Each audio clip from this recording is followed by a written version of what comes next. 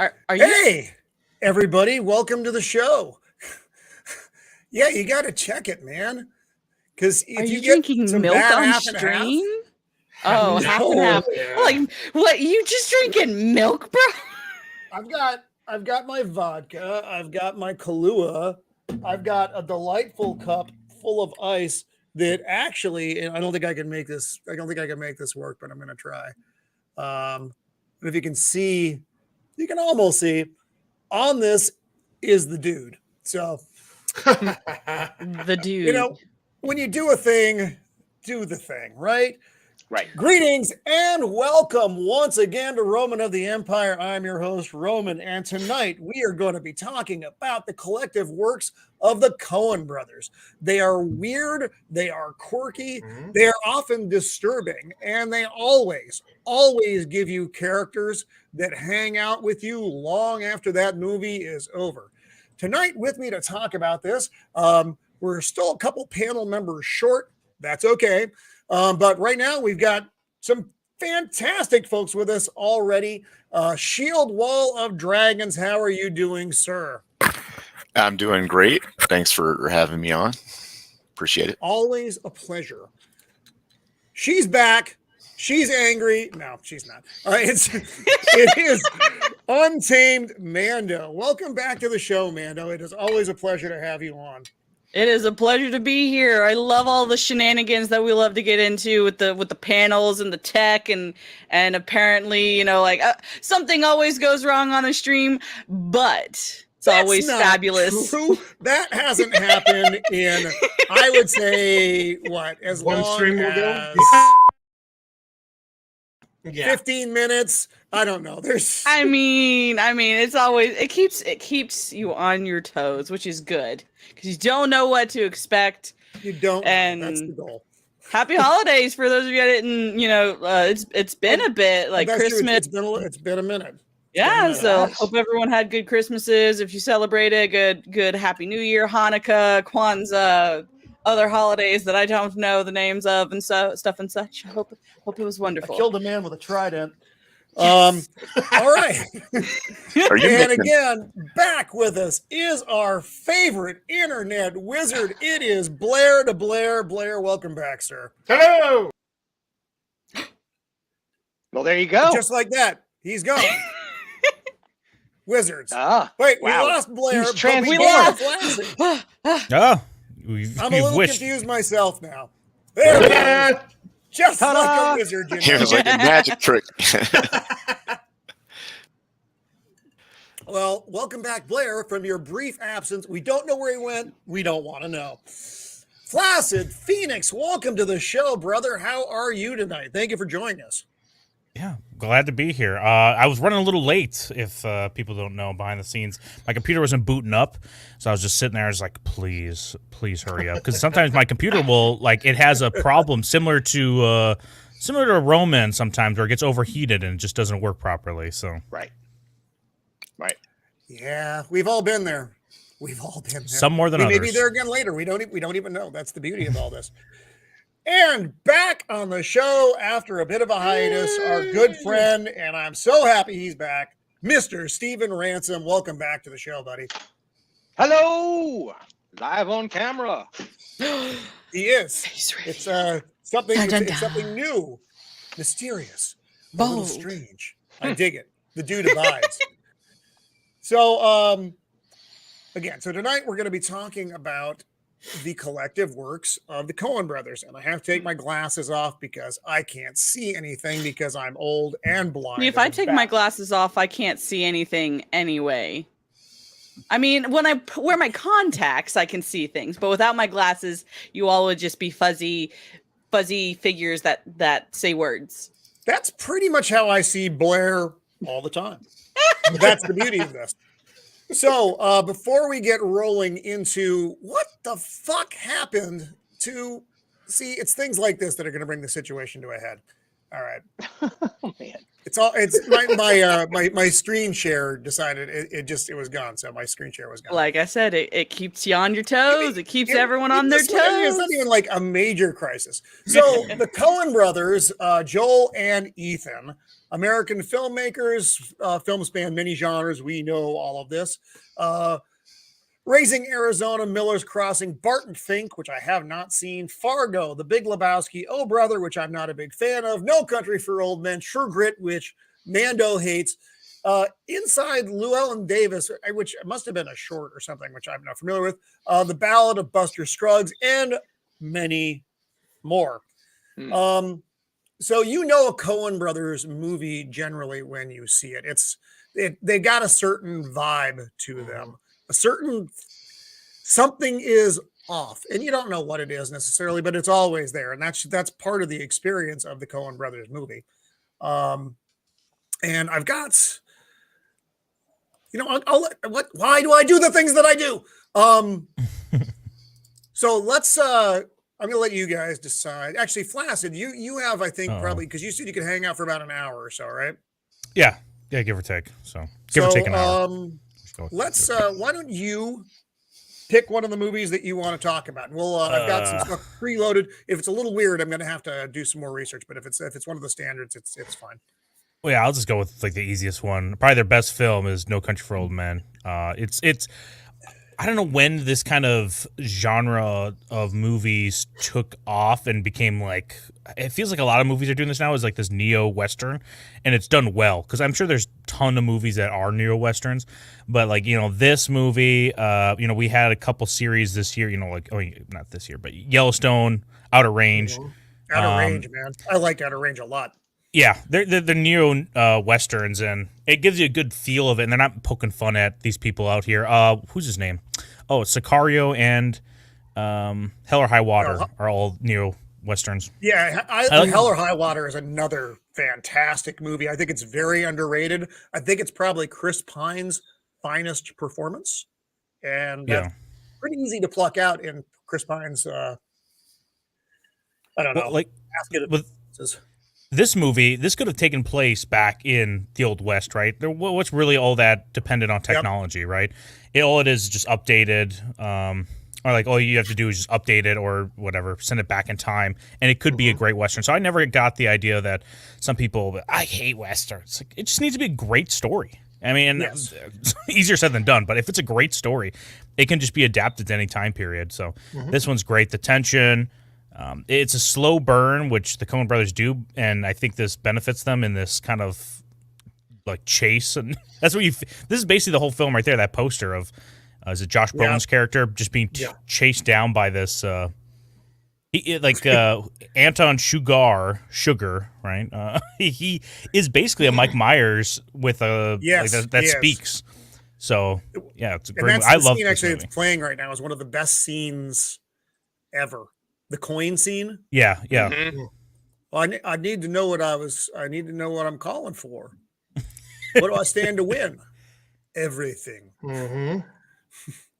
Yeah, and then it's a great movie.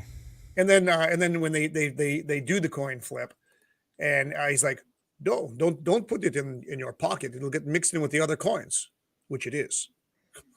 It's just such a weird character. Here, I'm going to pull up. I've got a series of photos we're going to share. Hey, real quickly. Hey, Jay. Glad you're doing better. Jay, the minded is. Oh, Jay's out there. Excellent. Thank you. Nice. Let me bring up the chat here so I can see who's who in the zoo. Actually, we got like a billion comments already. Melvin Deeply, Joseph, Dread, Cajun, Corey, Jay the Deep Minded. Prayers for Jay the Deep Minded. Going through some stuff. Won't go into it here because that's not my business, but prayers for her.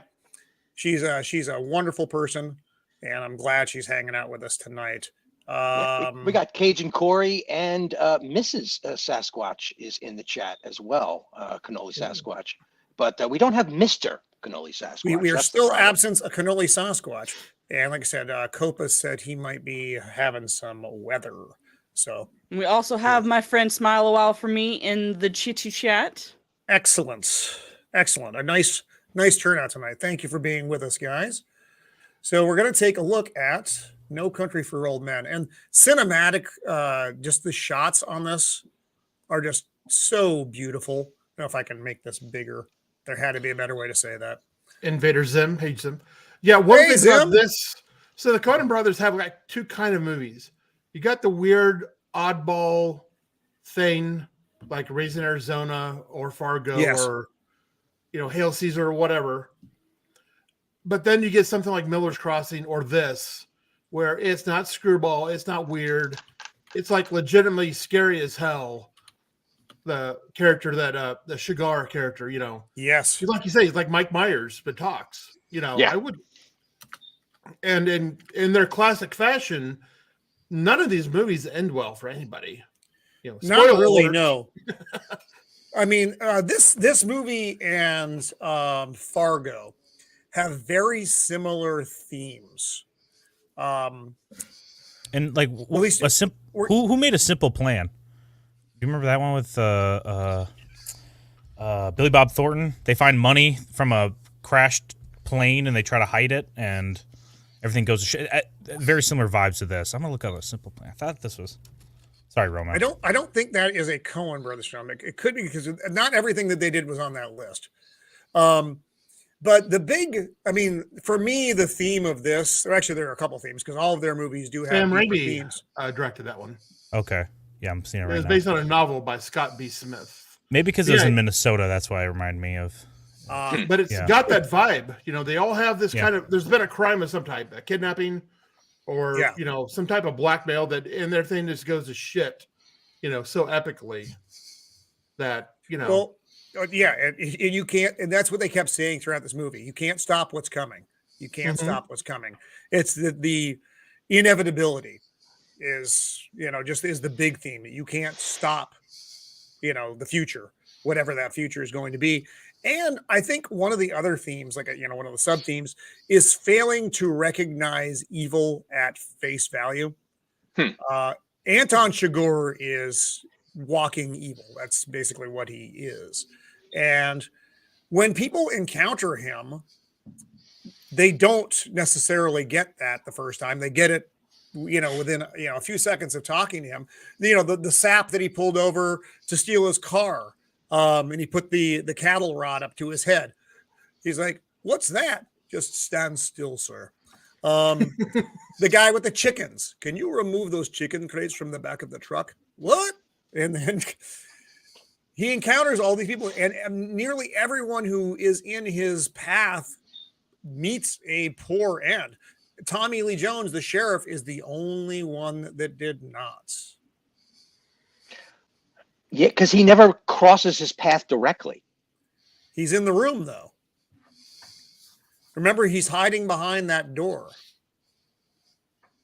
When Tommy Lee goes back, I don't remember the sheriff's name, Tom, I think. When he goes back to Llewellyn's room after the big shootout, Llewellyn gets killed in. Words are hard. Anton's there, and he's just waiting, and it doesn't happen for whatever reason.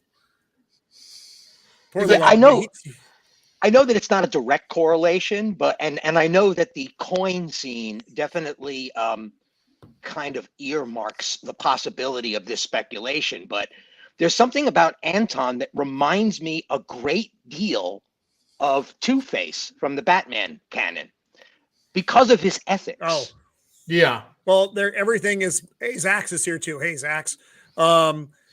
Anton, he's a weird bird. And Woody Harrelson's character talks about it. He's almost got a code of ethics. Because Josh Brolin's like, "Oh, I'm going to get him." And he's like, "No, you're not going to get him. You're nothing like him." He's like, or he's nothing like you. And he's like, "Hell, he's nothing like me." He's like, he's got what you might call his own code of ethics, and he does. And it's very bizarre. But if Anton says he is going to do a thing, yes, whether it even matters or not anymore, which we see at the very end of the film, he does it. Yep. Just a very bizarre character. And he wanted, you don't not think about him after this movie. He really sticks with you as just a bizarre figure. Yeah. Yep. that there's spoiler alert, the accident that happens at the end of this film, Yes. I think is actually a tell of what happens if Anton doesn't follow his own ethics, right?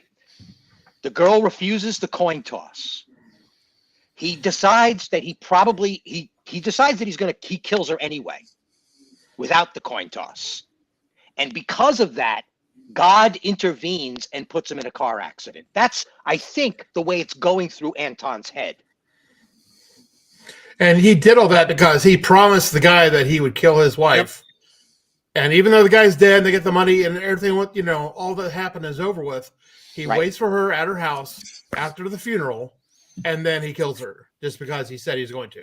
Because he said he was going to. And I base this on the idea that a lot of people that are dangerous criminals, I've heard them quote on several occasions, especially serial killers, they're waiting for God to intervene. If there is a God, how come he's not stopping me? Mm. And I think Anton is struggling with that in this film. It's and not to celebrate his character, although celebrating him as a villain is definitely, yeah, he's a great villain, par for the course. But there is definitely a set of ethics. You could see him starting to panic at certain points where he's like, "Should I? Shouldn't I?" And maybe that's why he doesn't kill the sheriff. I don't necessarily know. It's like it's like trying to understand the Punisher's ethics. Yep. It's the ambiguity that Anton brings. You don't understand his motives. He's ferocious. Enton understands Anton's motives. Oh, right. Yeah. And this, when he kills the deputy here, this is earlier in the film. This is an entirely brutal scene. And this gives you also a little bit of a look inside Anton when he's choking him with the handcuffs and he bursts an artery, the blood starts spurting out. Anton's got his head turned away. He's afraid of blood. And you see this throughout the movie. There are several instances where he does not want to he doesn't want to touch the blood. He doesn't want to get it on him. He doesn't want to get it splattered. And it's just a weird, like another weird thing about a weird character. Yeah, and that's how you know. That's how you know that he killed the wife, because he checks his shoes. Oh, he checks his shoes. He exits. That's how you know that it did actually happen. They never show it. It's off camera. There's no gunshot. And the Coen Brothers are really, when they do blood, they do a lot of blood. Yes. The wood chipper scene in Fargo and others where the Buster Scruggs one, they don't shy away from the violence and the gore. Not, I don't say gore. There's not actually like guts and gore, but there is a lot of blood, and they do kills uncomfortably long like that, where it's like there's a struggle, and they're like it's not a quick one and done. It's just like damn. Kick the floor after the scene is over that just has all the scrape marks. Murder is not gentle. It's unless you're doing it with a cattle rod, then it's very quick. Apparently, poor bastard. Abomination AJ is also out there. Hey AJ, it's good to see you. Hey AJ, you talked about how he's kind of like getting kind of panicky, or he'll. Like when the wife refuses to play the game, she's not going to coin toss. He is really upset about this. Like, it's not the rules. No, you got to do this. Yeah, you have to follow the rules. Yeah, she's just like, why? Why do I have to do this? No, I'm not doing this. Yeah. Oh yeah, this is the scene with down in Mexico, because Llewellyn is in denial. I mean, he's a tough guy. Get it. He makes an awful lot of bad decisions, though. A lot of the people in these movies do lots of bad decisions. I mean, that bring him to this. And I also love this scene between Antoine and the Woody Harrelson character, whose name I don't remember. I don't even know if it's relevant. He's like, you're right. A lot of the names aren't. Because he says to Anton, he's like, "Do you know how crazy you sound right now?" And Anton's like, You mean this conversation? No, I mean you. And it's just the intensity between these two. Carlton, something. Doesn't matter. Doesn't really matter. He dies in this chair poorly. I love the sound that gun makes. Yeah, it's a made up thing. Yeah, I know. It doesn't exist. But it's so cool. Did you know? So what is that? A shotgun? Yeah. With a silencer, but they made it for the movie, but there is no such thing. Let's see. I think Anton is a complete psychopath. Yes, I would agree with that. He has no ethics of his own. He used the coin toss as a prosthetic tool for his lack of soul. Using the coin is the best he could come up with. Yeah. He is definitely a psychopath. There is no question about that. Yes. Because he doesn't have what we would consider remorse or guilt or any of those things. No. Not on the surface, anyway. Right. No, but psychopaths and sociopaths, which are basically the same thing, it's just a matter of how they get there, don't have those feelings. The only time they feel bad, and with quotes around it, is if they have been caught, and it's not bad about the incident; it's bad that they now have to deal with the consequences. From the incident. So, Flaccid, is this your favorite of the Coen Brothers films? Yeah. It has like that awesome horror element to it. I do like True Grit a lot as well, but I think this is my favorite. And I know. I'll hot take here. I'm not a big fan of Big Lebowski. I think it's a fine movie. It's fine. And thank you, Flaccid, for being with us tonight. It was good to have you. Yeah. I have to agree with Flaccid. I think it's overrated. I think it's good. All of my panel members. It looks like the camera is not plugged in. It's going to be something happened to my camera keeps winking out on me. God damn it. Winking. Wink. Overheating. No, I don't know what's going on. It's because what the fuck? Oh, no. Talk amongst yourselves for a second. Talk amongst yourselves. It happened because Roman's reaching for that handle. Uh-huh. Not funny, kids. He hit the wrong button. And he's like, dear Lord, what is going on? I just hope that John is clipping all of this nonsense, because this is like classic clip show nonsense with Roman. So you talk about Big Lebowski and the perdition of the show of not seeing great movies. I never saw The Big Lebowski until 2 days ago. Oh, what? Really? And I was kind of like in the same camp as you are. I'm like, meh, I can see, had I seen it when it first came out, maybe I would have been more impressed by it. But now, after seeing some other things, I was, not really. I saw it in like the last 10 years. That's when I first saw it. So, okay. Not when it came out, clearly. So, yeah. Same camp, Blair. Yep. And I think that I think that both of you are actually tuning into something that's very relevant to filmmaking these days, and that once The Big Lebowski reached some sort of cult status, it basically became a template for a lot of new artists. Like, that was one of a handful of films they saw in art school, so they're going to emulate. And I think that's really a lot of the problem with the way it presents itself after the fact. I saw most of these in the theater up until, I don't know, probably, 20 teens is when I stopped going to the cinema in general. But most of these I saw in the theater. Barton Fink, definitely. No Country for Old Men, for sure. I didn't remember Barton Fink existed until I saw. I was part of the whole cinema art scene back in the day, so it was definitely on my radar. Yeah, this is definitely my favorite of the kind of like serious, like Miller's Crossing to this. I haven't seen True Grit yet. I'm going to watch that later tomorrow, but all the others, good.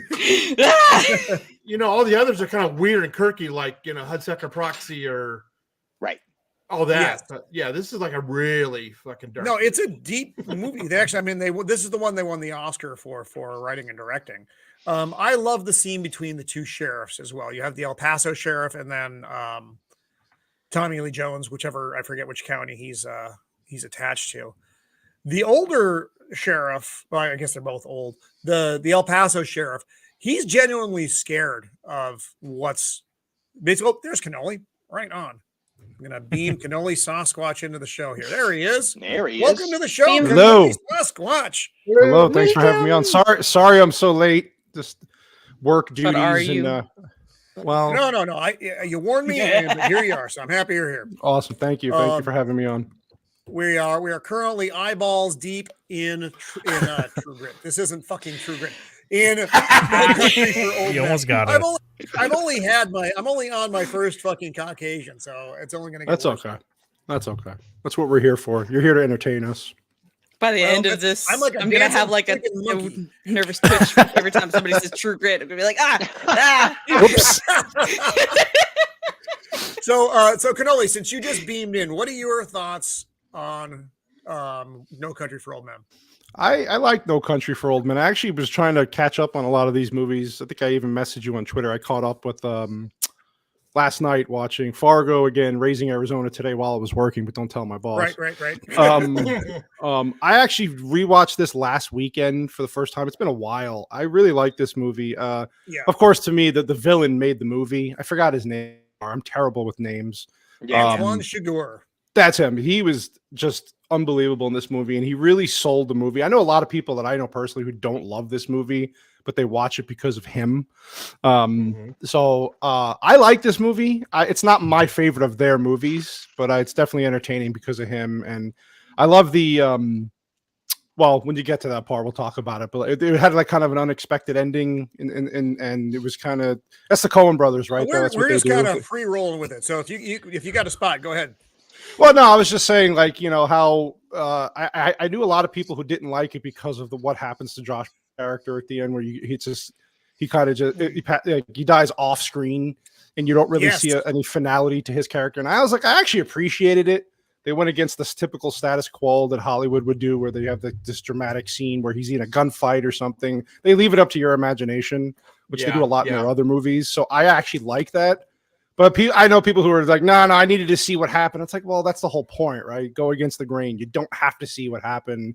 Use your imagination, and they kind of lead you that way. And then of course the rest of it was good. So I really like this movie a lot. Yeah. The first time I watched it, I didn't know that that's what happened. I was like, what the hell happened to the main guy? Right.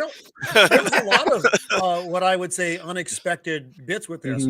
When you lose your protagonist rather suddenly, and then the end of the movie is, well, then there's the Anton and his wife. That whole scene. And then there's the end where it's the sheriff is now retired. This was it for him. He said, I think I've had enough. And he's talking to his wife about the dreams he had the night before. The first one was kind of inconsequential, but the second one, he was dreaming about his father, and they were riding horses together, and his father had a flame and a horn, and he was traveling ahead. And Tommy Lee Jones is like thinking, you know, he's gonna be there waiting for me when I get there, you know. And again, we go back to that theme of inevitability, and in this instance, you know, the inevitability of death. But they have that, like, it's just such a discussion point through the movie for the law enforcement characters in particular about not being able to stop what's coming. And I still find it fascinating. Yeah. I'm sorry, I'm going to say it now because the joke is just lingering in the air. The Brolin Thanos equation is just tickling me deeply. The inevitability. Yeah. I am inevitable. I am inevitable. Yep. And Anton goes, no, I am inevitable. And Josh goes, no, I am inevitable. Yeah, they're just sitting there like, no. And this was a contemporary of his father's. He was a deputy under Tommy Lee Jones' dad, and he got shot by some person. And they were having a conversation about, well, what would you have done if they'd released him? And he's like, nothing. It wouldn't have been worth it. Wouldn't have changed anything. And that kind of sits with the overall theme of the movie. This poor old timer, he's got like 900 cats. He's got a pot of coffee that's been sitting on the stove for a week. He's just kind of a bizarre looking dude too. And I still don't. I don't know if they're relatives. I never really got the full vibe for who he was supposed to be, other than he was a friend of his father's. Did anybody else figure out who the hell this old man is? No, that's what I thought too. He was a right. Okay. Somebody who knew his dad. You know. Yeah, probably a mentor that was a little beyond his father, because his father might have been a little unapproachable. And his father died early as well, because he comments out, he's too. older by 20 years than he ever was. Yeah, and this is the when Llewellyn's wife comes home, and I don't know why the fuck she didn't leave the car. When she walked in and saw the window open, decisions. I don't know why she just didn't leave the house. I mean, of course, it's a plot device, but she knows bad men are after them. It's inevitable. She's going to have to face him sometime. True. Might as well get it over with now. But I mean, if we consider like how most quote unquote Hollywood hashtag like horror, like kind of horror, but not maybe horror elements, like people always make stupid, illogical decisions. Like when you actually sit and think about like certain like scary movies, it's like, I would never have done that. Like if I knew people were after me and a window was open, no, I would just turn right around and just walk away. And be like, I will have no part of this. I'm moving right now. Hey, honey, we're leaving now. Bye. But these were characters. Most of these characters, except for maybe Anton, made poor decisions. I mean, he even checked the traffic light before he drove through. And it was green. And those kids were hilarious, though. We saw it all. There he is checking the blood on his shoes. Go back. Well, let me freeze. Let me freeze. Damn you. For the blood. And then he's talking about the dream here. And that's the weird end of the movie. Because it almost doesn't feel complete at the end. It just is. What I liked the most about the movie was the sets, how they got that to look like real 1980s Texas, with like the pay phones, the phone books, the furniture, all of that stuff looked real to me. Like none of it was recreated or fake. I don't know where they went to get all of that stuff, but the locations, and honestly, Texas hasn't changed that much. You can drive through West Texas right now and it pretty much looks like the movie. So, but I was pretty impressed with the setup of that, like the costumes, the sets, just the ambient atmosphere. Really, I really believed it was happening in the 80s. Even the kids after the accident, how they were dressed with the pairs of pants, where they got the pants like that. They don't even make that stuff anymore, like the corduroys and whatever. I'm sure there's probably someone somewhere doing something like old style recreations of stuff. Oh yeah, or they have vintage clothing stores. You know, costume designers are constantly scouring places like that for authentic period piece probably stuff. Just went shopping at their local Goodwill. Yeah, exactly. A lot of times they have a hard time pulling off this era, the early 80s. It doesn't, what they're trying to do, but it doesn't ever look, there's always something not quite right about it. There's always something that gives it a more modern flair. This one, I think they completely nailed it.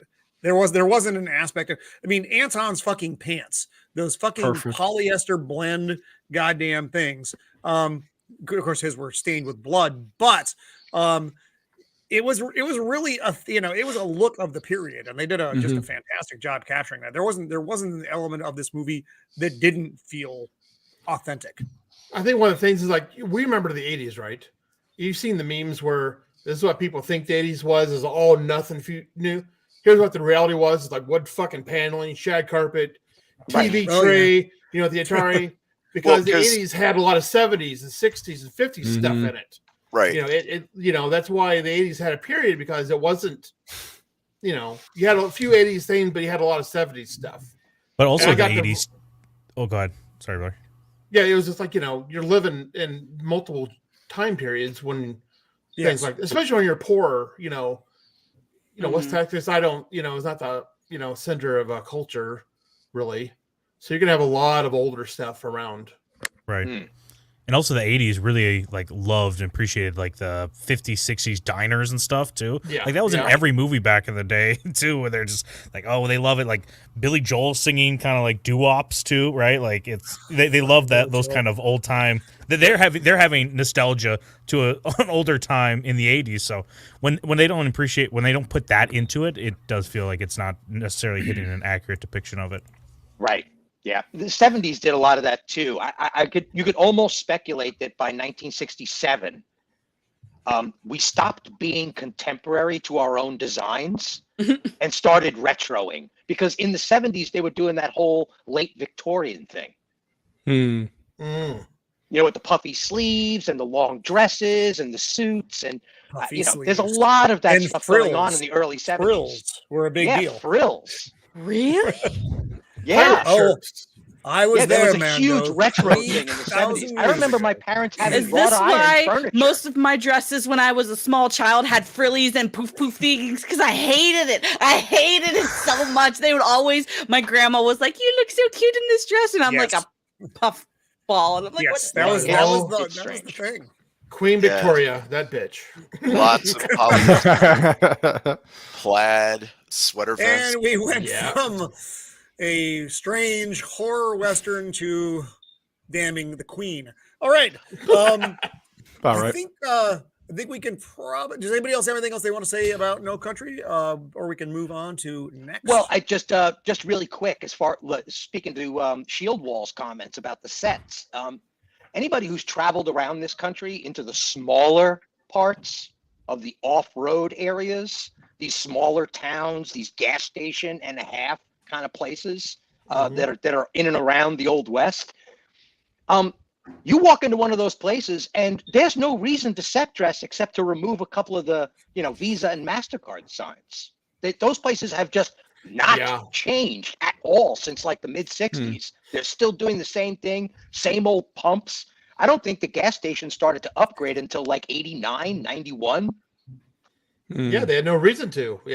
Why spend money if you don't need to? And these places are not exactly, these are franchisee people. They don't have money to spend really on stuff like that. There are little towns all through like New Mexico and West Texas that there hasn't been a new building built in some of these towns in over a decade. Yeah. Or more. So that gas station alone there was probably minimal touches done by the set dressers, but otherwise it was probably just like, hey, you mind if we just rent this space for a little while? This is perfect. Don't touch a damn thing. Don't even vacuum. Or they found one that closed down a few years ago that, true. Like you said, was never changed when it closed just a few years ago. White Bear too has a good thing about, the 80s. They only play 80s music in the 80s.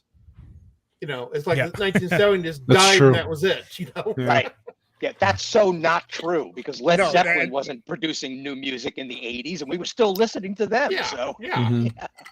Oh, yeah.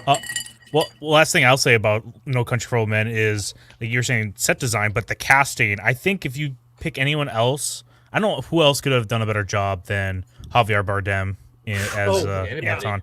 Because if you just like in the scenes, you just have him sit there. He looks like unsettling just by himself. You don't have to do anything else around him. Like his weird kind of bowl cut, his just 1,000-yard stare. He just you kind of like looking for the exit. He looks gross, and I love it. And part of that I think is being lost sometimes in modern content. That seems like a lot of people are cast out of like CW or something. They look great. It's like I would love these lack of a better word, ugly, disturbing looking people. They're great on screen. Yeah, I want to get into that a lot more. I think it's actually when looking at the entire Coen Brothers catalog that's probably the biggest takeaway is their caricatures. I mean, there's thousands of them. Like every single person in the background is just like, where did you find this guy Yeah. Yeah. Yep. or gal? All right.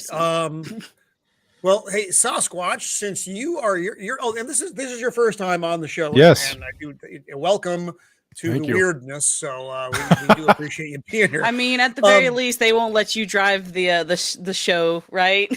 One Yeah. time, Mando, one time. So we're going to go on the time You'll machine just never very live briefly. that Bear down. with it. So first show, Mando is the guest, and just when John and I were doing the broadcast together, literally together here in the Empire Studios, and our connection sucked, and it literally just kicked us the fuck out of the show. And so Mando's just there, It was just got her me. wheel, her hands on the wheels, she's just steering that thing. Yeah. Awesome. Things have improved. But Sasquatch, since this is your first time here, why don't you pick the next Coen Brothers film that we're going to talk about? Oh boy. I'm gonna go with my personal favorite, and I might be crazy, but I think Raising Arizona is their best movie. Raising Arizona. It's my favorite one, at least. So I didn't have enough appreciation for this movie until I was older, and I don't know why that is. Nick Cage's hair, and I should have had his. It's epic. It just gets Those sideburns and the, yeah. As the movie goes on. Yeah. I The do. mustache I makes it. Yeah. I love this movie. I was young when when it first came out. So again, as the years went. What year was this? 1987. Yeah. Okay. Yeah. So I was only 8 years old. So I didn't remember my parents watching this, and then I was in the background, kind of sneaking in, looking around the corner, kind of watching the movie. And then as I got older, I watched it more and more. And I watched this probably, like I said today, I watched a little bit at work today. I've watched it more recently, and to me, it's just put together so well. It's funny. It has some pretty good deep moments. It's got some good messaging, and John Goodman is hilarious in this movie. Is great in this. His wife is excellent. Like, it's just hilarious to me. And now living in Arizona too, so I'm a little biased. Seeing what Arizona was then compared to what it is now too. It's kind of it's like you said, like a time machine, and going back, because I moved here to Phoenix in the 90s, early 90s. And even then, it was much different than when this movie took place just a few years before that. So, where they're filming, where they're sitting out in their lounge chairs, that's Tempe, Arizona. It's kind of not far from where the Sun Devil Stadium is, and the ASU. That area now is completely just, in this movie, it's just isolated. There's nothing around it now. It's just building after building, condo, mini mall. So it's just weird to see that. And then areas they drive around, I'm like, what the hell area was this? And you look it up, like, wow. But I love this movie. Nick Cage was just hilarious. Like I said, it's just well put together for me. Maybe a little nostalgia for me there. That's why I pick it as my favorite. But I just love it. I can rewatch this movie 100 times. Well, just the opening salvo with that. That what I don't even know what you call that music. The whiny cowboy. Yeah. It's yodeling, isn't it? It's like U.S. American yodeling. Yeah. I was listening to that opening on the way home from work just to kind of get in the mood for the show, because I was like, I love this movie so much. But yeah. Oh yeah, Randy Cobb is the bounty. Yep. And yeah. Oh, he was great. And he had that way he talked because his nose didn't work. Mm-hmm. And he was just a bizarre character. This almost mythical figure, right? And the fire, and he has the dreams about him, the prophetic dreams. Yeah. Yeah, it was great. When I was young, it was scary because I was like, what the hell is this guy, man? He's like some crazy, unkillable force. And I'm like, but as I get older, I actually found it more funny as I get older, which might be a little sick in the head, but he's great. It's just a great movie. Yeah, so it's kind of almost screwball the way it is, because these people are losers from hell. Yeah, exactly. God, yes. But you kind of like a root for him a little. Oh yeah. But the two brothers keeps getting arrested, and then he goes, and him too. I mean, the scene where he's robbing the place with Huggies, with the ski mask on. Jesus Christ, man, come on. Yeah, classic. But he meets Ed, She's always the photographer. Turn right. Yeah. He's an idiot, Ed. Turn left. And for some reason, and they get married, and then her dad, I guess, gets him. I don't know which trailer is theirs. I think it's the one in the back, the larger one, based on the scenes that they have to move through. I don't think a little metal one would cut it. I think it's the one in the back. Yeah, I think you're right. Yeah, if I remember. The big trailer. About this picture is Arizona still looks exactly like that. And parts of it do. Yeah, Wow. that is true. Yeah. I mean, it's very true when you drive on the highways, even in the busy city centers, parts of it, it still, has acres and acres of that. A lot of the places around Mojave and 21 Palms are very similar. Yeah. Definitely. These were the salad days, as they say. I love the wife beater shirt and no shoes on, just chilling outside. And Ed wants to share their love because it's just too much. Nice sunset though. It was a beautiful sunset. Yeah. Nick Cage, how long has he been basically playing around this role? I mean, God, how many movies has he done? So many. That are like alternate universes of this character? Pretty much. What? This was 87, so this is one. Yeah. This is one an of early one for him because he had Valley Girl. Valley Girl. I don't know. Did he have anything that preceded? There must have been something between. I'm sure there was something, but I don't know what that something is. Fast Times at Ridgemont High, he had a cameo. That's like one of his first ever. Was he in? What's that movie he was in with? Was it Peggy Sue Got Married? Oh, that's what I forgot about that one. Yeah, that was in between there. Two different ages of himself. Yeah. Wow, they both get so depressed because they can't have the kid, and then she gives up law. She's just like, I can't do this anymore. And then we see the news. Oh God, yeah. Are we at the point where we're at the 5 babies? Mm-hmm. Yeah. So the what do they call them? Oh God, I forgot. I just saw Quints. this too. The Quints. I think so. Yeah. I like the shot you had of the house there, where everything's just kind of big and eccentric. And when they were husband in their house, and the husband and wife are just sitting. Look at the landscape of the house. Everything's just massive and big windows, and just these little tiny seats and 2 people in this massive room, just implying like how much wealth they have. That shot blocking almost looks like it's a set, like literally, right? Like a Saturday Night Live set. Exactly. Yeah. It's it's like funny. on a shelf, in a box on a shelf.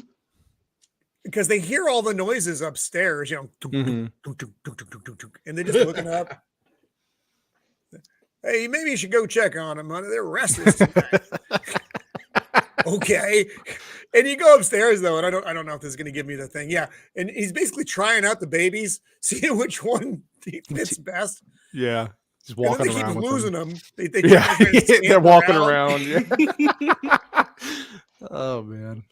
I wonder how it was like to film that, like with like babies. Like I wonder, like they just had babies on hand, just pick this That's baby. a lot of babies, right?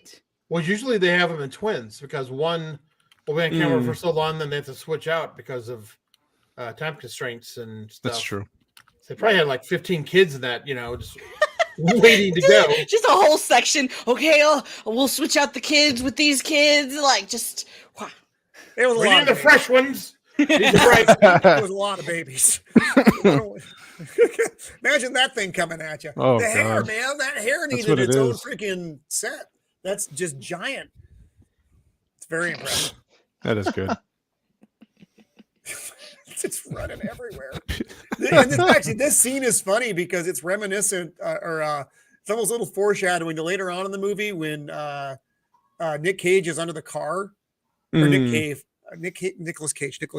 I get Nick Cave, the Australian singer, and Nick Cage, the actor. I get their names mixed I up. mean, so because many I'm Nicks with crazy It's a lot of hair, Nicks. and It's a lot of it's and he's Close actually enough. a Coppola. He's not a Cage. It's a lie. Right. Oh yeah. Anyway, so when he's getting drug from underneath the car by the bounty hunter, Mm-hmm. It's the same scene except with a baby. Yep. A little foreshadowing. It's the stairs. Mm-hmm. Oh, And then God. there we are. Harry, Barry, Larry, Gary, Nathan Jr. I mean, names are hard. Names are guess so. hard. Rhyming names. It's funny because after the kid gets taken, they're like, I think it was Nathan Jr. The dad's not sure. High's not sure which one he got. He's like, I think I got the best one, honey. She's like, oh, they were all beautiful. He's like, yeah, but this one was better. That face is just the look of Perfect. I don't know which baby it is, but hopefully I got to the right one.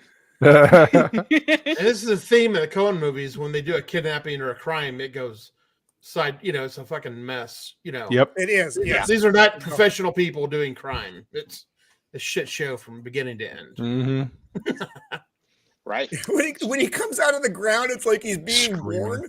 Yeah. Oh, oh, oh, oh. And he starts Those are the pulling sounds. he starts He pulling his reaches buddy down out and screaming. pulls his Yeah. partner out. Like he's giving birth to something.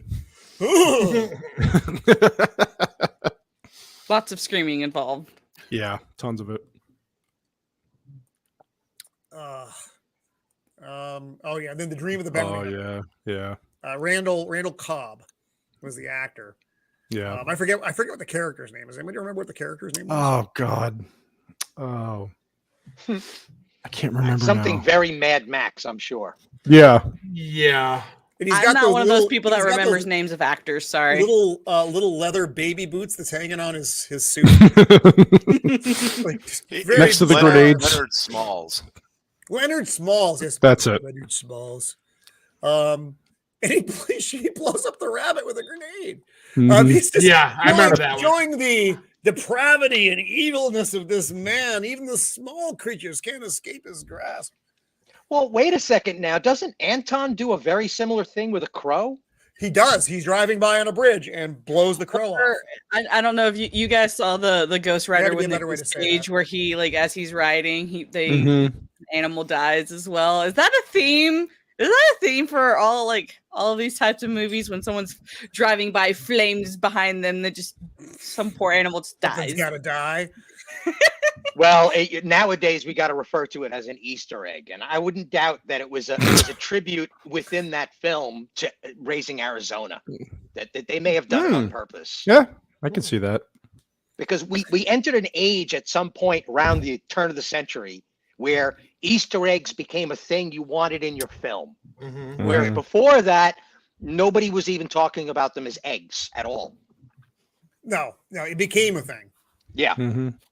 Member berries and all that. Yep. Jingling keys. Yep. His expressions are just so good. He's just an odd man. I'm looking at his page right now. I didn't know he's been married 5 times. That Oh doesn't my surprise God. me. Yeah. Yeah. Surprising. Not shocking. I feel like he plays himself, and like he doesn't.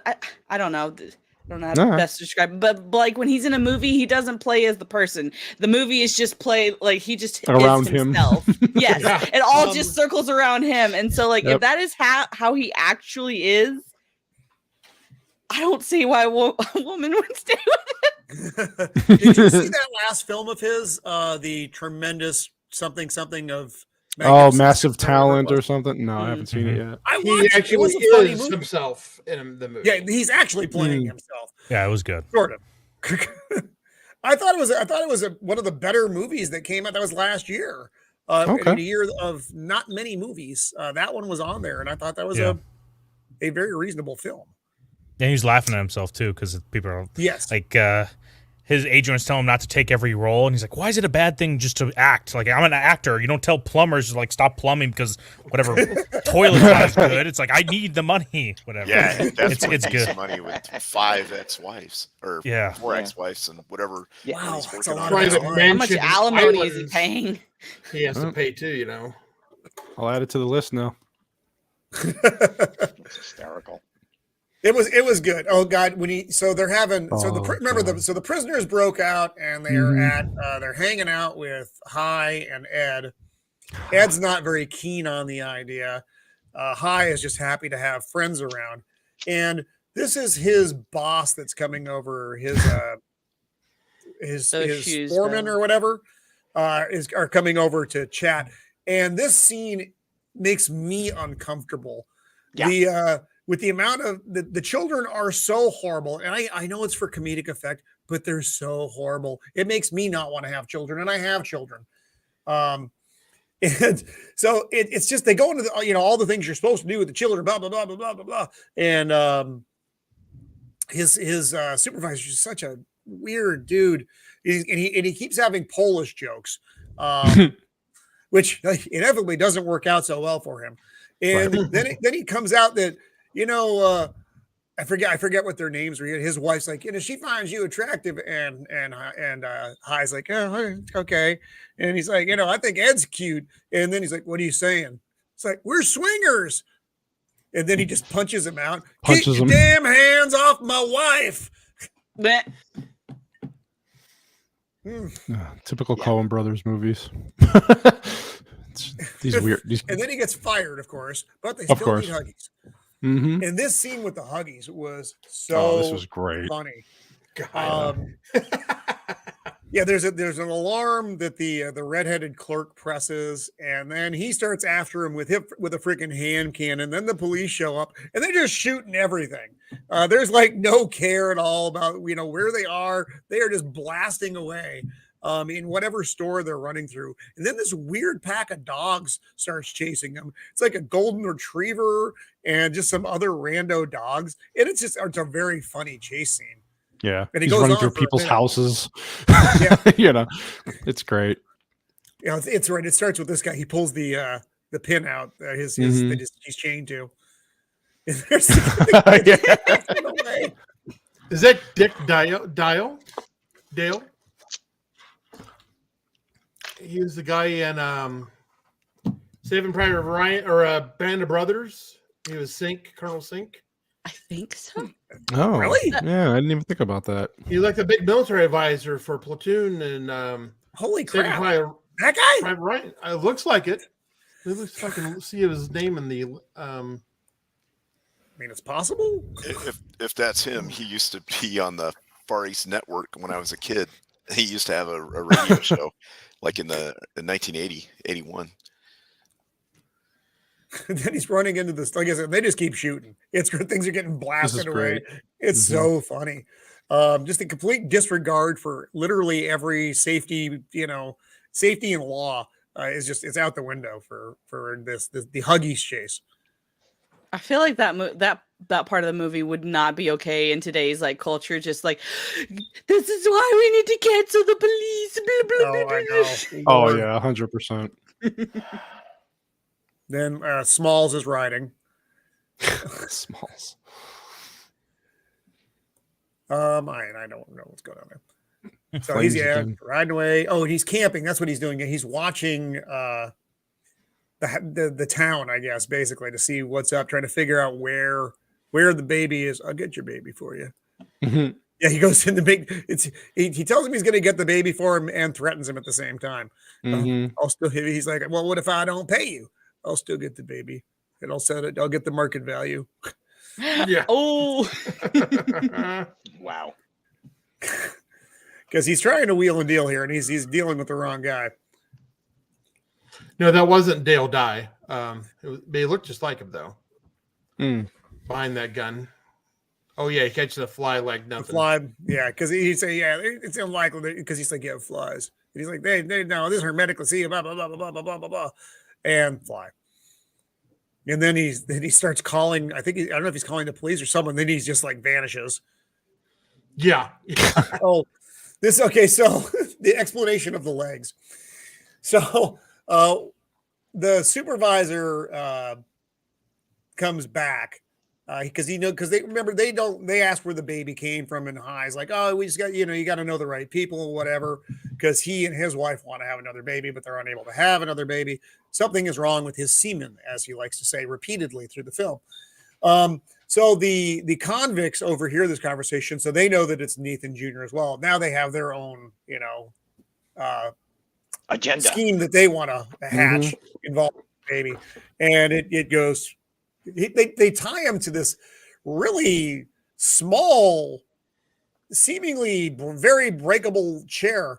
But so they take the baby and then they Mondale for our good Lord.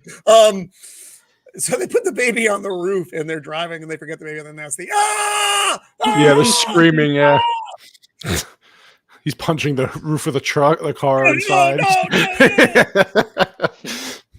Yeah, fun little movie trivia. The way they filmed this sequence was the car started at the baby and they backed up. Makes sense. Because God knows you couldn't have done it the other way. No. Seriously. Say we're never going to let him go, Gail. Say we're never going to let him go. And these two are just they're quite ridiculous. Yeah. Right. The brothers. The definition of knucklehead. Yes. Yes. Yep. Yeah. They don't have good schemes either. And then he's still there. They go into rob. It's the it's like a farmer's bank. Yeah. And he's like, nobody move, get on the floor. Well, which is it, Sonny? What? Well, do you not want us to move or do you want us to get on the floor? Because if we get on the floor, then I'm sure going to be moving. You know, it's that quirky humor. And everybody looks so freaking weird. Yeah. God. Where do I get an outfit like that? I would call up your local Amish society and see if they might have something. I'm sure I could find something around here. Yeah. Farm and Fleet. Check them out.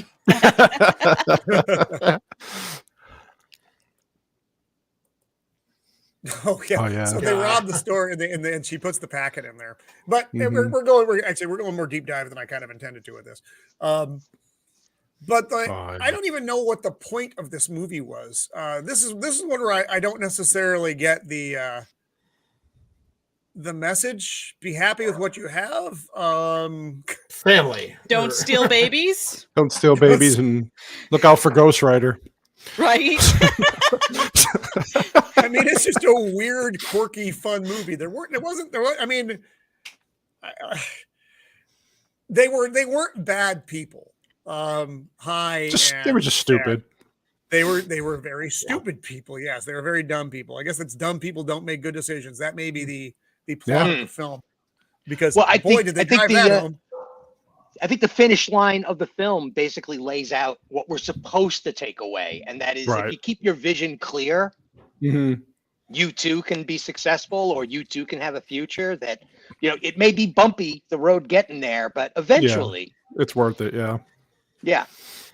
Right, because he has that massive vision, and maybe it's our kids or somebody else's kids, and he's not really sure. But they went back to jail, and then they were following Nathan Jr. like he was their own, and then they saw a family, right?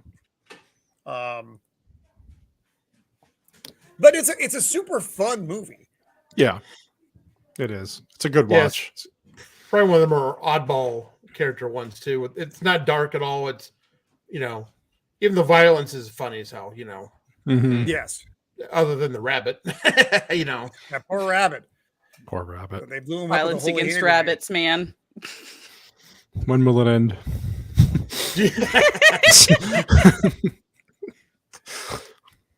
All right. So that was Raising Arizona. And that's that is, you're right. That's probably because they do going from serious to quirky. Yeah. I don't know which one I prefer, honestly, because I do like I like the meld, and I think that's what we get. And once we get to Fargo, I think that's kind of a meld of the two, even though it is a pretty dark story. But it's kind of like that. A lot of dumb decisions made by odd people Yep. Flaccid, are you doing all right? You're like quiet tonight, which is really alarming. And I'm not going to. I've never seen Raising Arizona, so I had nothing to contribute to that conversation. But that's fine. I didn't want to be like, excuse me, I haven't seen it, so please don't talk about it. But what I'm getting from it is it feels like a lot more similar to Big Lebowski in the way they this movie is than their other ones. Yeah, right? definitely. That's the kind of feel of it. Oh yeah. I think Lebowski goes one step further. I think Raising Arizona might be much more interesting to you, Flaccid, than you might think. It's definitely worth a watch. I It love is. Nicolas Cage. I don't know why people hate on him so much. I love anything he does. I want to watch that new. I'm sure his ex-wives probably don't care for him much, though. I'm crossing my fingers. I'm gonna be the next ex-wife. Oh, There you I go. can see it. I can see it. Yeah. Damn You it, got a chance. Flaccid, did you spend all the money again? I see a Copa. Copa. Yeah, hey, all right, the show can start. All right. Hit live, folks. Okay, so we are through. I mean, and you can bring up other things while we're doing certain films. So we've gone through No Country for Old Men, Okay, and we just finished Death. Raising Arizona. life. So, and that's it for the show this evening, folks. Thank you for joining us. Nice seeing you. We're just burning through the Coen Brothers filmography, aren't we? So yeah, definitely want to welcome Cope to the show. As I like to say, screenwriter, author, man about town. And it's very nice to have him with us. Thank you. For And having me. you weathered the storm, apparently. Okay. All right. Yeah. The storm has blown over. I still have power. It has moved from a westerly direction to an easterly direction, and yeah, we're okay here. We're doing just fine. All right. Is that Well, your head? good. Is that your head illuminating the background, or is that a light? That is. It's got a halo. What are you talking It's about? like an angel. See, most of us have the lights in front of us, but maybe but- now we should actually do it behind us. Yeah, he looks extra. Look at that. He's just. He looks like a little angel. Hi, I love him so much.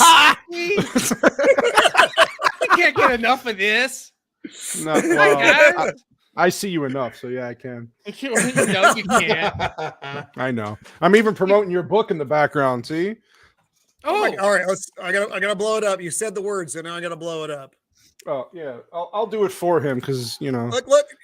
Can only Why not- doing why ads not- for? why not Wichita? Great novella book. Check it out. It's on Amazon. It's a short read, but he's got some sequels coming out soon. Part 2 is coming. Yeah, there you go. So Yeah. if you want a quick, fun read, it is hilarious, get my name action in there. packed, and yeah, get his name in there. It's a good buy. You won't be disappointed. I haven't read it yet, but it's good. I think. Yeah. I can see. I can see that. Oh God damn it! All right. Sorry. Since you just popped Well, in and you missed. Yeah, Flaccid. I was gonna bounce out real quick before you guys move on to the next one thing real quick, All but right, I'm not well- gonna be long. I hate when people take a long time bouncing out because it really breaks up the flow. So someone will drop a link. Thanks for having me on, Roman. Nice to meet you on stream, Untamed Mando. Everyone else I think I've met once or twice on the stream. So thanks for having me on. I'll catch you later, guys. Hey, it was nice Yeah. to Yeah. meet you, Flaccid. Later on. It's because Copa showed up. I know he was like, I'm glad you "Oh, did it, buddy." God." Now I can go. He wanted to leave quick when I showed up. He's I like, still "Oops, got to nope." get out of here. Oh God. Done. So please go check out Flaccid Phoenix channel. There, I've got everybody who's on the panel. Their data is in the description of the show. So please stop by there so you can Our see their YouTube data. channels and their Twitter. And Salty Texas You've done says, please research. unscribe from Flaccid Phoenix. Twice. Of course, it goes without saying. All right, well, Copa, since you popped in late, and so you I'm going to let you steer where this conversation goes next. Which Coen Brothers film would you like to discuss? Big Lebowski, let's go. Fuck yeah, I'm so good with. So I watched this today again for I was trying to get it to speed on all my films. Mm-hmm. All the biggins, as they say, just because they have so many, and some of them, for instance, Buster Scruggs, I got nothing. So, Copa, go ahead and take it away. Well, The Big Lebowski is what? A film noir, a comedy, not a drama. It's probably one of the greatest film noir comedies of all time. You don't get that mashup too much. You have a slacker hero or a slacker detective who He might all be he the wants is- laziest man in the county. he's the laziest man in Los Angeles,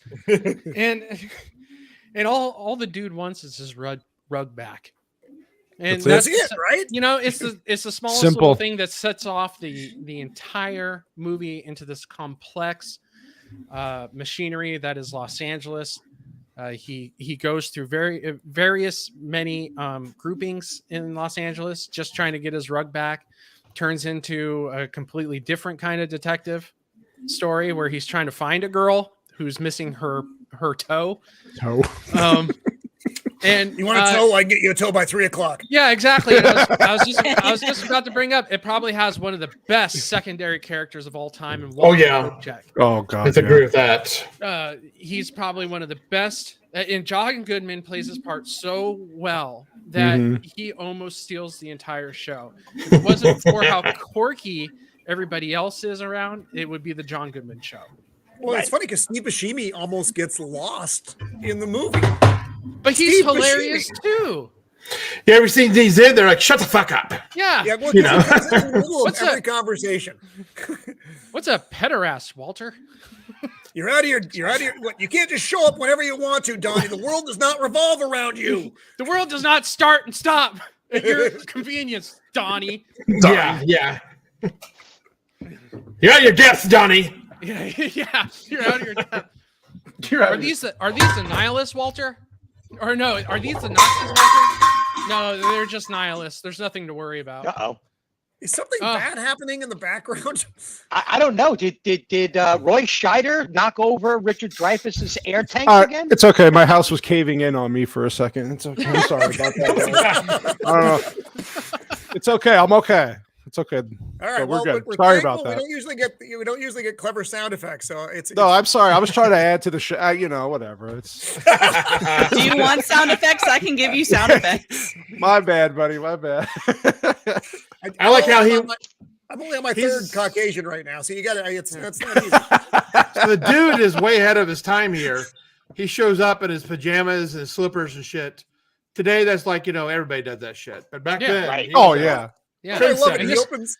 This is like midnight, right? Scene. Everybody does it at like 11 p.m. or 11 a.m. They're still shopping in their scuffies and stuff. Oh, please, man. I've been to some Starbucks and people show up full-blown fluffy slippers and full-blown pajamas, and it's like 3 p.m. Yeah, sure. Yeah. What, really? What the hell? My kid they're probably on night shift right now. Pajama positivity, I guess. Yeah. They're comfy. I mean, they're comfy. Yeah, I want to be comfortable. To be honest, though, this is Los Angeles, and this is at a Ralph's, so this is pretty normal attire even back. Pretty then. normal. Yeah. I love this scene though because it's simple but beautiful. Where you have the Sam Elliott cowboy basically describing the dude, the laziness and such, and then he picks up the half and half, sniffs it. And then he goes up to pay for it, and he's got it on his mustache. He's got half and half in his mustache. And he's writing a check for 69 cents. Classic. And you notice the date. He post-dates the check by a year. He's that goddamn broke. That's the dude. So then he's like hustling back to his house, and he's got his bowling ball and like his Ralph shit. And as soon as he comes in, these guys clobber him. Mm-hmm. Piss on his rug. Man. Pissing on his rug. So they peed on your rug. They shove his face in the toilet, and they're like, "Where's the money, Lebowski? Where's the money?" And they keep doing. And he's like, "I know it's down there. Let me look again." Obviously, you're not a golfer. Yeah. What the fuck is this? At least I'm housebroken. Not on the rug, man. And so they have mistaken him for the other Jeffrey Lebowski, which has a lot of money. And this right here is the entire plot of the movie, starting because this dude pees on his rug. If this dude had never peed on his rug, or Lebowski, the dude, never pursued it, the rest of the movie doesn't happen. Yep. Right. Yeah. It all goes down to the rug peers. The Chinaman. The Chinaman. Yeah. That's not the politically preferred term. Asian Americans. Asian Americans. It's 2023. Come on. So he's just like, what the fuck just happened? I love the fact that Walter took offense for Asian Americans. Walter. Yeah, Of all yeah, people. Walter. Walter is, and he's a strange critter. Walter. He is righteous indignation in human form. It's true.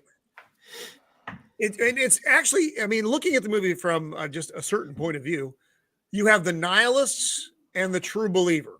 The nihilists being, well, the fucking nihilists, and then the true believer side of it, and how this all comes together around that. And the nihilists, I mean, they're hilarious. I think it's that Peter Stormare. Yeah, the dude. Not that dude. When I say dude, I don't mean fuck. There's no good way to say that. He's the big Russian fellow who's in a lot of their features. And he's always good too. He's one of those actors. He's greatly underutilized, but when he's in a scene, he's in the scene. Yeah. Right. So bowling is also the big theme of the movie. A lot of bowling. After everything goes wrong in anything, it's like, well, fuck it, let's go bowling. I love John And this Goodman's is this is the Chinaman scene, and Walter gets so mad for him though. He's like, he's just talking about it's not about peeing on your rug, it's about crossing lines, and he just gets so mad. And it's What? so good. White Bear 2 says that Walter was future Twitter. Okay, good point. The thing So about true. Walter, he's actually based off a real guy. And the man, Really? Yes, the gentleman's name is John Milius, and you might recognize that name because Oh yeah, he wrote Dirty Harry.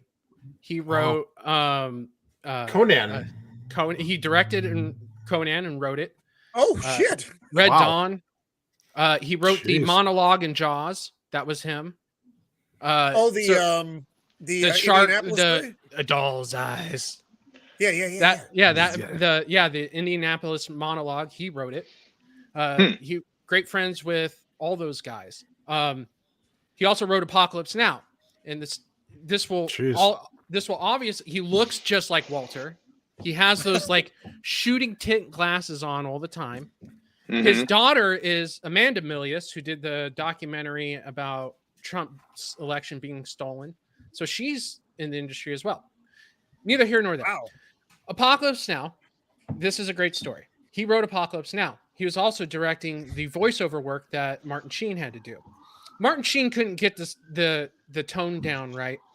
John Milius finally, so frustrated with him, pulls out a 45 and points it at him and says, "Read the lines like I want you to." Wow. I love And that story so much. And that's when Martin Sheen, after shitting his pants, read the lines correctly. So Walter, Is that the Saigon shit? I'm still in Saigon. Saigon. Shit, I'm still only in Saigon. Yeah. I think actually the line that he pulled the 45 out was the Indian, being charged with murder out here is like giving out speeding tickets in the Indianapolis 500. I think that was the line.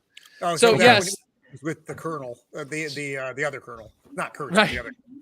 yeah. So Wow, there you go. dude. That he's a real guy. Looks just like him. If you look up a picture of John Milius, That's what he looks like. yeah, 100%. That's impressive. Wow. He was a surfer. So who was He's a- Donnie based on? I'm joking. Some numbnut. You're out of your depth, Copa. You're out of your depth. No, that was really good info, dude. Thank you for sharing that, man. For sure. Look, it makes the whole There's a scene whole where he pulls. There's a now whole people are going to documentary on expect things Milius. out of us. There's a whole documentary out on Milius and his antics. He punched his film school teacher in the face because his film school's teacher wasn't going to give George Lucas extra time to finish his project, and so Milius geez. punched him in the face. Wow. For George Lucas. He's a wild story. He has there's a documentary out about him called Milius. I highly suggest it. Well, I want to check that out because Check it out now. I want to see that. Oh my god, that was freaking fantastic. Yeah. Look how Well, much that- hair is. Steve Buscemi's hair looks like normal in this scene. And that's really freaking That's like the good. one movie. Yeah, he doesn't look Yeah. so peculiar. He was an odd looking fella. Yeah. Just a little. So Walter convinces him that to go. We're going too fast. We're going too fast. To go to the other Lebowski house. Oh god, that face. Yeah. Are you a Lebowski achiever? He looks at it. He's like, huh. Huh. So it's Philip Seymour Hoffman is the aide to Mr. Jeffrey Lebowski, and he's funny because he's almost unrecognizable because he's young and he's not playing a weird fucked up character. Yeah, He's I know. like a regular guy in this. What's his name? Brock. Definitely a B. Doesn't fucking matter. Anyway, so he gets Brent. it in. So Brent, thank you. Brent. So the dude goes to see Mr. Lebowski because he feels he owes him for the rug since it's his wife that owes all the money. And this actor was so great in this role. He's just so angry. Oh, do I not get to see him? They don't give me the pictures of him. Oh, fuck off. Oh, there you go. Well, he's an old fat dude whose legs are fucked up from Vietnam, and he's just berating Lebowski, and he keeps calling him Mr. Lebowski. He's like, no, you're Mr. Lebowski, man. I'm the dude, or the duderino. If you're not, it's just. If He you're not looks to the like- old Brent, you think. He looks like our former vice president. What's his name? The guy that shot people in front of his car. That would be Cheney. Yeah, he looks like. Oh yeah. Yeah. Don't mess with the dick. So basically, he ends up shouting out and telling him, you need to fix your own problems. And he walks out and he's like, Brent's there, and he's like, well, how'd the meeting go? He's like, he told me to take whatever rug I want. so they takes this beautiful Persian rug, and on the way out, he meets Bunny, Mrs. Lebowski, who she's a handful. She has a very interesting proposal for him. That's for sure. She does. And so she's painting her toes, and she wants Jeff to hold her, or the dude to hold her. They're blowing her feet. And he asks if he's going to mind. He's like, he doesn't care about anything. He's a nihilist. And he's like, that must be exhausting. And then she makes an indecent proposal, but Brent can't watch because he has to pay $100. And for all the dude's concerned is he's done. He's got a rug. He's back at his place. He's happy. He's listening to do we miss scenes in these pictures? I didn't put these pictures together, so you'll have to forgive me for the lack of continuity. It's Amazon. Just blame Amazon. Yeah. Because you're on IMDb, right? No, this is actually a different site. Film Grab. Film Grab, yeah. They have like all the movies. So if I'm doing, so you're going to go deep inside the room of the Empire Studios. If I'm doing a singular movie, I will sit and do my own screen stuff so that I end up, or I'll put it all together myself because it's very time consuming. I can spend like 3 hours doing a movie, and I often like for the Star Trek stuff. That was a lot of time.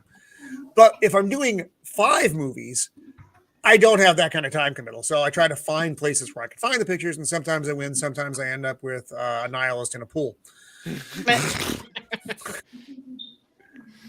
So anyway, that being said, so he thinks his problems are done. He's got his rug. He's happy, man. Right? But no.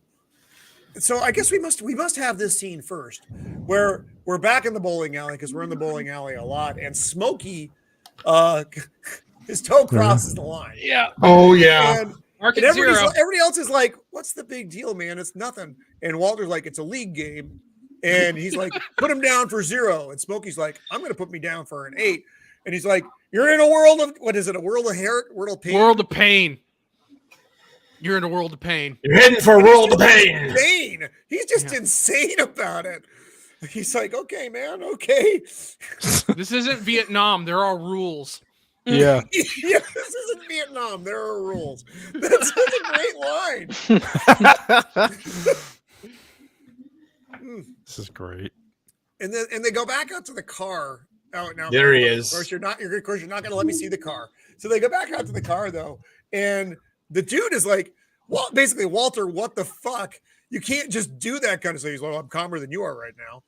And just keep saying that. Like it makes it like he's the bigger guy. Well, I'm calmer than you. And Yeah, so, he does not hurt, kind of, whatever. So he gets back home, and then there's the rug is there, and he keeps getting calls from Brent. And he's worried that it's about the rug, but he's like, no, we assure you it's not about the rug. And it turns out that Bunny has been kidnapped. And this scene is just so good. Yes, he does look like Dick Cheney. And he's talking about, you think a strong man can't cry? And it's just, and he's like, you mind if I light up a J, dude? Because he's just totally not giving a fuck about what he's saying. And Brent gives him the faxed ransom note. He's like, it's a bummer, man. And so they propose that he, the dude, go try to work a deal and find Bunny. They have a phone. They're going to make a drop for $1 million. And needless to say, nothing goes as planned. Here it is. We have Bunny. It's funny when he's reading this and it is like out loud though, because he's going like at half speed while old Lebowski's talking, and the dude's just kind of like, Oh, there you go. go. And now we Jesus. The There we go. Jesus. So they're giving him $20,000 to do this. They got a beeper on him, so he knows when the call's coming in, and he's of course at the bowling alley. And he's like, and I told him if the call comes in during league time, so now he meets Jesus. Who is this actor? Is this Turturro? Yeah. Turturro. Yep. Who's hilarious as the Jesus. He's in almost all their films. Yeah. Yeah. All the way back to Barton Fink and thereafter. He's just a cameo in almost everything. Mm-hmm. Yeah. So many germs. So many. Well, it's his ball. He's licking his own ball. He looks like his own balls. You got it. But Walter's talking about him. He's like, he's a, what did he call him? He's a pederast. Yeah. Yeah. And that's when Donnie chimes in and goes, look, it's a pederast. Shut the fuck up, Donnie. 8-year-olds, dude. 8-year-olds, dude. Explain yourself to 8-year-olds. I love the jumpsuit. Fabulous. The jumpsuit is what makes it all come together. Perfect. Yep. And he doesn't just have one color. He has multiple colors. Multiple, Because if something works for you, I say, why not? For instance, the Caucasian. I love his bowling glove too. It's like professional, and it's shaped like a gun. It's got it's like a rifle or something. Do they actually have like he's having to professional introduce bowling gloves? Is that a thing? Is that really a thing Yes, or of no? course. I think it was Yes, that of one course. time, yeah. Oh yeah, here he I is would- listening. I on would his need to rewatch run. Kingpin to know if it's actually if it crosses over genres. No one got the Kingpin thing? Never mind. You're all failures. I'm Okay. kicking you all off now. I didn't. No, they don't tie together. Never mind. In the audience now hates me. Yeah, right. Please shut the fuck up, Roman. You're out of your depth. You're out of your depth. Too many Caucasians. Yeah. I'm only on my third Caucasian, so it's All right. That's really, really making me twitch at this point. Caucasians, huh? I mean, the algorithm must be loving the translation. I know. of this stream. Right? I'm not He's sure. on his third Caucasian. Because he calls them both. He calls them both White Russians and Caucasians. And I don't Caucasians. know which one the algorithm's going to hate worse. So he's listening to bowling sounds right now as he's laying on his floor, and he's just that's happy right. as a fucking clam. And he's got a poster on the back wall of Nixon bowling. It's just fucking brilliant. And of course, he hears the door open, and then he gets the punch in the face. And then you get these weird scenes. Whenever he's unconscious, it's a dream sequence where he's like flying. On this one, he's flying on the carpet. And he's going to meet Maud Lebowski, which is the daughter of proper Jeffrey Lebowski, The big And Lebowski. played by Julianne Moore. Yeah. And this is a weird opener. I'm trying to think where my brain's not working entirely right. This is the painting scene, right? Yeah. Yeah, she's flying. She's suspended in the air. She's Describe this. This is so weird. She's So naked. she's naked in dual wielding paintbrushes while she's suspended in midair, facing the floor, and she has two assistants flinging her across the ceiling. As she crosses the canvas, she swipes paint across the canvas to make some kind of bullshit painting. Yeah, she's making that weird sound the entire time as well. Oh yeah, they had like that weird chanting. Like a chanting. Soundtrack. Yeah, they based it on a real artist too, apparently. Of course. And Yoko Ono, and whoever this painter was that actually did this naked flying paintbrush stroke stuff. Huh. That makes sense. Yeah, she was peculiar. The film that she did before this, one of the she did a film called Safe that is way off the deep end. It's basic. She plays a main character that's just scared of everything, and she goes to this colony where everybody in the colony is scared of everything, and it's like how they're all coping, and it's just this bizarro art movie. So there's probably lore that the Coen brothers picked up from that are Easter egged in this. But now that we're talking about this more and more, it's starting to dawn on me that The Big Lebowski may actually be the Coen brothers commenting on art house films in general. Yeah, that's interesting. Because it just goes art house every 5 seconds. Yeah, especially the dream sequences and the dream sequences, man.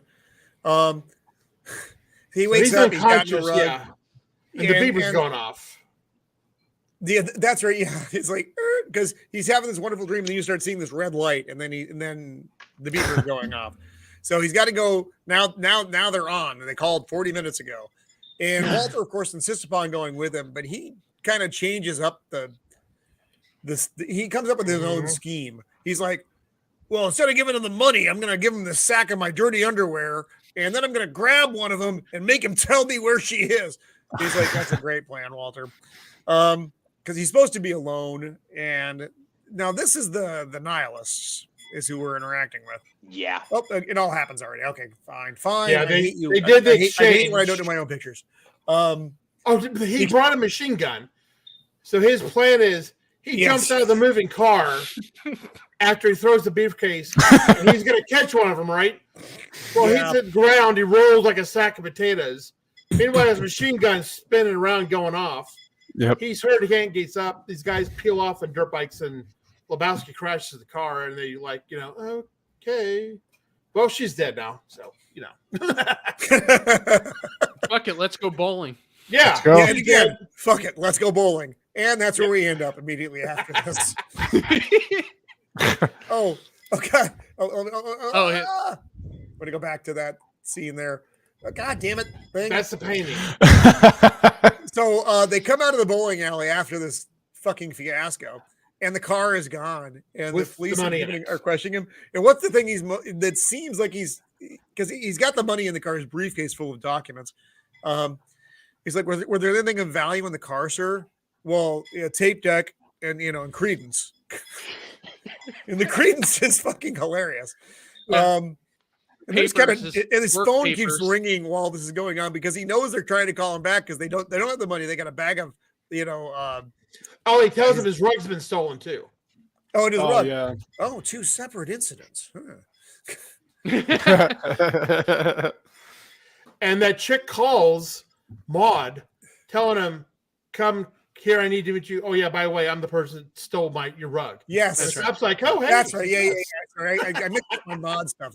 Forgive me." So this is that weird fucking painting, and then she starts going into the vagina thing.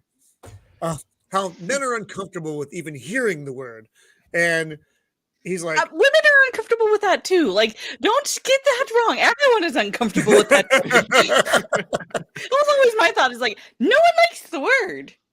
And he starts going, and then this starts on about how men can call, their Johnson and their Rod, and she's got just a very funny, haughty accent. It's just very peculiar. And there she is. There she is. I did her haircut here, though. I don't know why exactly, but I do. You can tell she's a arty, Yes. Yeah. One of those So times. this. Oops. So this Oh, is this is Lebowski's daughter. jamming. That's where we learn who she is, and she shows the Nihilist and Bunny are making really low rent porn movies for. Oh my god. Yeah, What's his log name? jamming. Log jamming. That's right. I'm here to fix the cobble. It's just hilarious. That's the Nihilist, wow. And both the dude and his daughter think the kidnapping is kind of bullshit. They all know that, and the dad, his portrayal of wealth isn't true. Yeah, She's in charge. Yeah, she's in charge of the foundation, and she gives him an allowance. So he's basically big fake bullshit. Right. Except he has one thing. It's the Junior Achiever group. Oh yes, And he embezzles money from it. He embezzles $1 million from it to pay the ransom. And she now wants the Big Lebowski the dude go find the $1 million because it's bullshit. And she doesn't want to call the law on her dad, but she's gonna have to if they can't get that money back. Good God. Look at that. Oh my God. So they kick him out of one limousine, throw him in the other with these two. Talking about, you stole my money, Lebowski. Blaming him. So uncomfortable. Hoffman. God. But they're going to tell the kidnappers that it was his fault that he still has the money. He Right. robbed them. This scene And, is God. funny. So he's taking a bath. I think he's listening to whales humping or whatever is what his soundtrack is at this He's point. got a roach. He's always got his little calipers and his roach doobies, like a collection of mostly burned out joints. Oh, did Coppola? Yeah, we lost one. Oh boy. He'll be back. It's this kind of Oh, shit. there he is. You can't just come and go as you please. That's not how it works on my stream. God damn it! We're glad you're back. I was out of my element. You have to go shine your head. So he's in the bath, and the Nihilists come in. Oh, they'll show him. Hey man, nice marmot. That's one of my favorite lines. I think it's turns it's out- a chinchilla or a ferret. I think It's a ferret.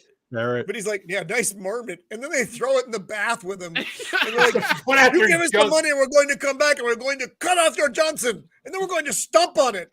And they're like, yeah, we're not. And it's Flea, the other dude, and some other random guy who I don't know who that actor is. And they're all part of a German, what they call it, Autobahn. Yeah, the Autobahn. Yes, the bands. Yeah, they're terrible The Autobahn. techno band. They're all wearing like gimp suit shit, outfits. Yeah, and- it's very strange. So Yeah. they break a bunch of his shit as they come into the house, and they bring the thing in with a body harness. It's like walking his little ferret when they come to attack him. It's like, what the ferret? Yeah, it's an attack ferret. It's not good. It's like his screaming in the bathtub is so funny that he's like, oh, oh, oh! Isn't he trying to hit it in the head too? Yeah, he tried to. Like, flashing. It was just so good. And so they're back at the bowling alley, of course, and the dude's office. basically telling Walter he fucked up. It's like, you really fucked everything up, Walter. And so Walter and Donnie, he's like, well, let's go bowling, Donnie. And Donnie's like, all right, I'll go. Because he's just there. It's just weird. He's a strange character. Mm-hmm. And then the cowboy comes in at this point, doesn't he? If I'm not mistaken, or am I ahead of myself? Yeah, the stranger. There he he is. is. Yep. The most I epic like mustache I like on your earth. style, dude. Mhm. Yep. You have to cuss so much, dude. I love how he also is just one of those actors who just always plays himself. Yeah. Yeah. Sam Elliott is always Sam Elliott. That's true. Yep. Yeah. Well, did you see Justified? Have any of you seen Justified? Oh yeah. Yeah. Sure. He shaves his mustache in Justified. Yeah, it was weird. It was strange. He looks fucking bizarre without that thing. It is bizarre to see him, hear him talk because you know the voice, Sam Elliott's voice, and then you're match like, it up with the "Who face the with no fuck mustache. is It's that?" strange. Yeah, he did that in We Were Soldiers too. I think that's the first time I ever saw Yeah. with Mel Gibson. He played his. Did he not have his mustache in that? No, I knew he didn't. didn't. Have the It was mustache. Did he have no mustache? No mustache. Threw me off. Oh yeah. Yeah. That's Really? another Back on. fantastic movie. I Yeah, can right. name just on that movie. Yeah. One of his first movies, he played a surfer. No, lifeguard. Kind of like an aging lifeguard. He had no mustache there either. This is back in the 70s, early 80s. Oh, He's It's a been pretty around good for movie. a minute. Oh yeah. So the first movie I seen him in was Roadhouse. That's what I remember him from. Yeah, yeah. Pleasure of Roadhouse, which they're going to remake and ruin, by the way. Yeah. For modern, are they going to make it for modern audiences? Is that what Probably. It's going to be a trans man bouncer. There is no way you can remake that movie for modern audiences. It simply doesn't work. So who does? Okay, I'm at panel opinion. Who does the cowboy represent, or what does the cowboy represent? He represents something. He's not a rando thing. He means something. Right. Like the the writer, nihilists Copa. are the nihilists, and Walter is, righteous indignation. What is the cowboy? Well, I Maybe always what- saw. Go ahead. Go ahead. I'm sorry. Oh, I was just gonna say, I always thought it was just how he sees himself, his own self-image. The dude? Uh-huh. Just like that's how he a- actually sees himself, like in his mind's eye. I don't Right. I always saw him as like a messenger from God type of. That's deal. what I thought. I thought Holy Spirit, angel. Angel trying to Kind of help thing. him. Yeah. Yeah. Right. Yeah, it's the dude's angel, the guardian angel. Right. Which Well, is I'm going to weird, throw a little whatever. Hollywood lore at you guys. There's Uh-oh. this place in Los Angeles called Gower's Gulch, and it's right in the heart of a bunch of different studios. It's right over by Paramount. It's down the street from Warner Brothers. It's kind of like in this semi-central area. And the reason why it gained its name and became a spot in Los Angeles was because there was a couple of bars there. Now it's a shopping mall with a CVS and stuff like that. But this central location used to be where all of the cowboys would come down off of all of the ranches and basically just hang out with each other and tell each other stories. And casting would come down there and be like, you, and you. Man, that's cool. And they would just pick them all up and drive them over to the studio for whatever cowboys they needed for a particular scene, a certain look, more, Spanish cowboys or American cowboys or whatever. And it could be that since this is an LA story, he's representing the old school and the dude is the new school. Ah, But that's wow. just total off the top of my head. No, that's pretty speculation. good. That's pretty deep. I like that. yeah. Well, that's That I'm wouldn't running make with sense. being Yeah, so let's do. still- I'm gonna go with that. The hell with the angel thing. We really try to keep it more grounded because I don't want the audience to have expectations of me later on that I am not willing to fulfill. So Wow, that sounds like a you problem. I'm out of my element. I'm out of my element. But to put it into the Coen Brothers landscape, there are a lot of these kinds of characters. In Oh Brother, Where Art Thou? The old black guy running the railroad car, he's kind of like a herald or an angel or some sort of an angelic voice of God messenger kind of character. Mhm. And the guy that's hunting them is definitely supposed to be the devil, as admitted by the guitar player. Mm. So it wouldn't surprise me if this is something the Coen brothers like to throw in there, because it's part of the old Hollywood cinematic landscape is to have a devil character and an angel character Right. kind of coaxing the hero character down a certain alleyway. Well, you can look at. I mean, if you look back at Old Country for Old Men, No Country for Old Men, Right. Chigurh is the devil. Mm-hmm. And you yeah. could say that the Tommy Lee Jones character would have been the angel or Voice messenger of of God. reason, kind of. Yeah. Yeah, the other side of the coin. Hmm. That got really deep for the Big Lebowski. That's more than my Caucasian. It allowed me to process properly. If you drink a few more, you'll process it. Right? A few more, I'm going to be Sam Elliott. So but here's their Oh, there they shitty are. album. That album cover is Terrible great. album. Autobahn. Autobahn. That's Oh my hysterical. God, that is so 80s bullshit German It is. music. You want to touch my monkey? Touch my monkey. Yes, the sprockets. Sprockets. That is great. Oh man. All right. And That's got to be talking about 9 Inch so he's Nails. getting his exam here Yeah. because Julianne Moore Maud Lebowski wanted him to get checked out because her guys punched him in the face. So she wanted him to go to a doctor who was very thorough. And he keeps getting followed by this fucking Volkswagen. He doesn't know what it is. Is this? Oh, okay. So we don't get to see the scene here, but so he's smoking his little, fucking micro joint in the car. He gets his car back. It smells like people have been fucking in it or shitting in it or something. And the scene in the yard with the cop is funny. He's like, Oh, so my do you have God. any leads on this? Leads. Leads. It's just like, oh yeah, We got a team working around the clock. They have us working shifts. They got us He's working just in shifts. laughing at him.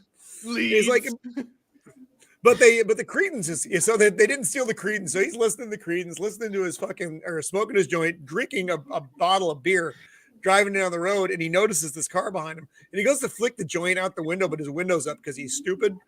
And this again, it's another great scream scene though, because it drops down into his crotch, or he's like, and he's driving, and it's just a disaster. And he Pours beer on it. and it's just, he dumps the beer on his junk. It's so funny. But then when he does that, he uncovers a paper. And it's a school paper that got like a D- on it. The kid's a fucking idiot. It's just all these things on it. Use a dictionary. This isn't a fucking word. All these things. But it's got a name on it. So now he's like, this is who stole my car. So he has someone to track. No. Walter's not the devil. No. Walter is righteous indignation. He's almost the wrath of God. Right. Is the way I see Walter. And I've listened. There's actually a couple of really good broadcasts on this. Bishop Barron, who I'm not a big fan of anymore, did a very good show on this film, really breaking down into religious elements what this movie means. And it was a very good broadcast. So despite what I feel about him, it's still a good show. So anyway, they find the paper from the fucking kid, and oops, I'm clicking on the wrong thing. Oh God! Oh, God. I'm sorry, we gotta go back to that. I forgot about this. We gotta go back to this. This is his landlord Marty doing this fucking bizarre interpretive dance thing. It's hard to even describe. It's so strange. What's the music playing? Does anybody know what that music is? Boom, boom, boom, boom, boom. It's actually a piece of music that we know. No, I forgot.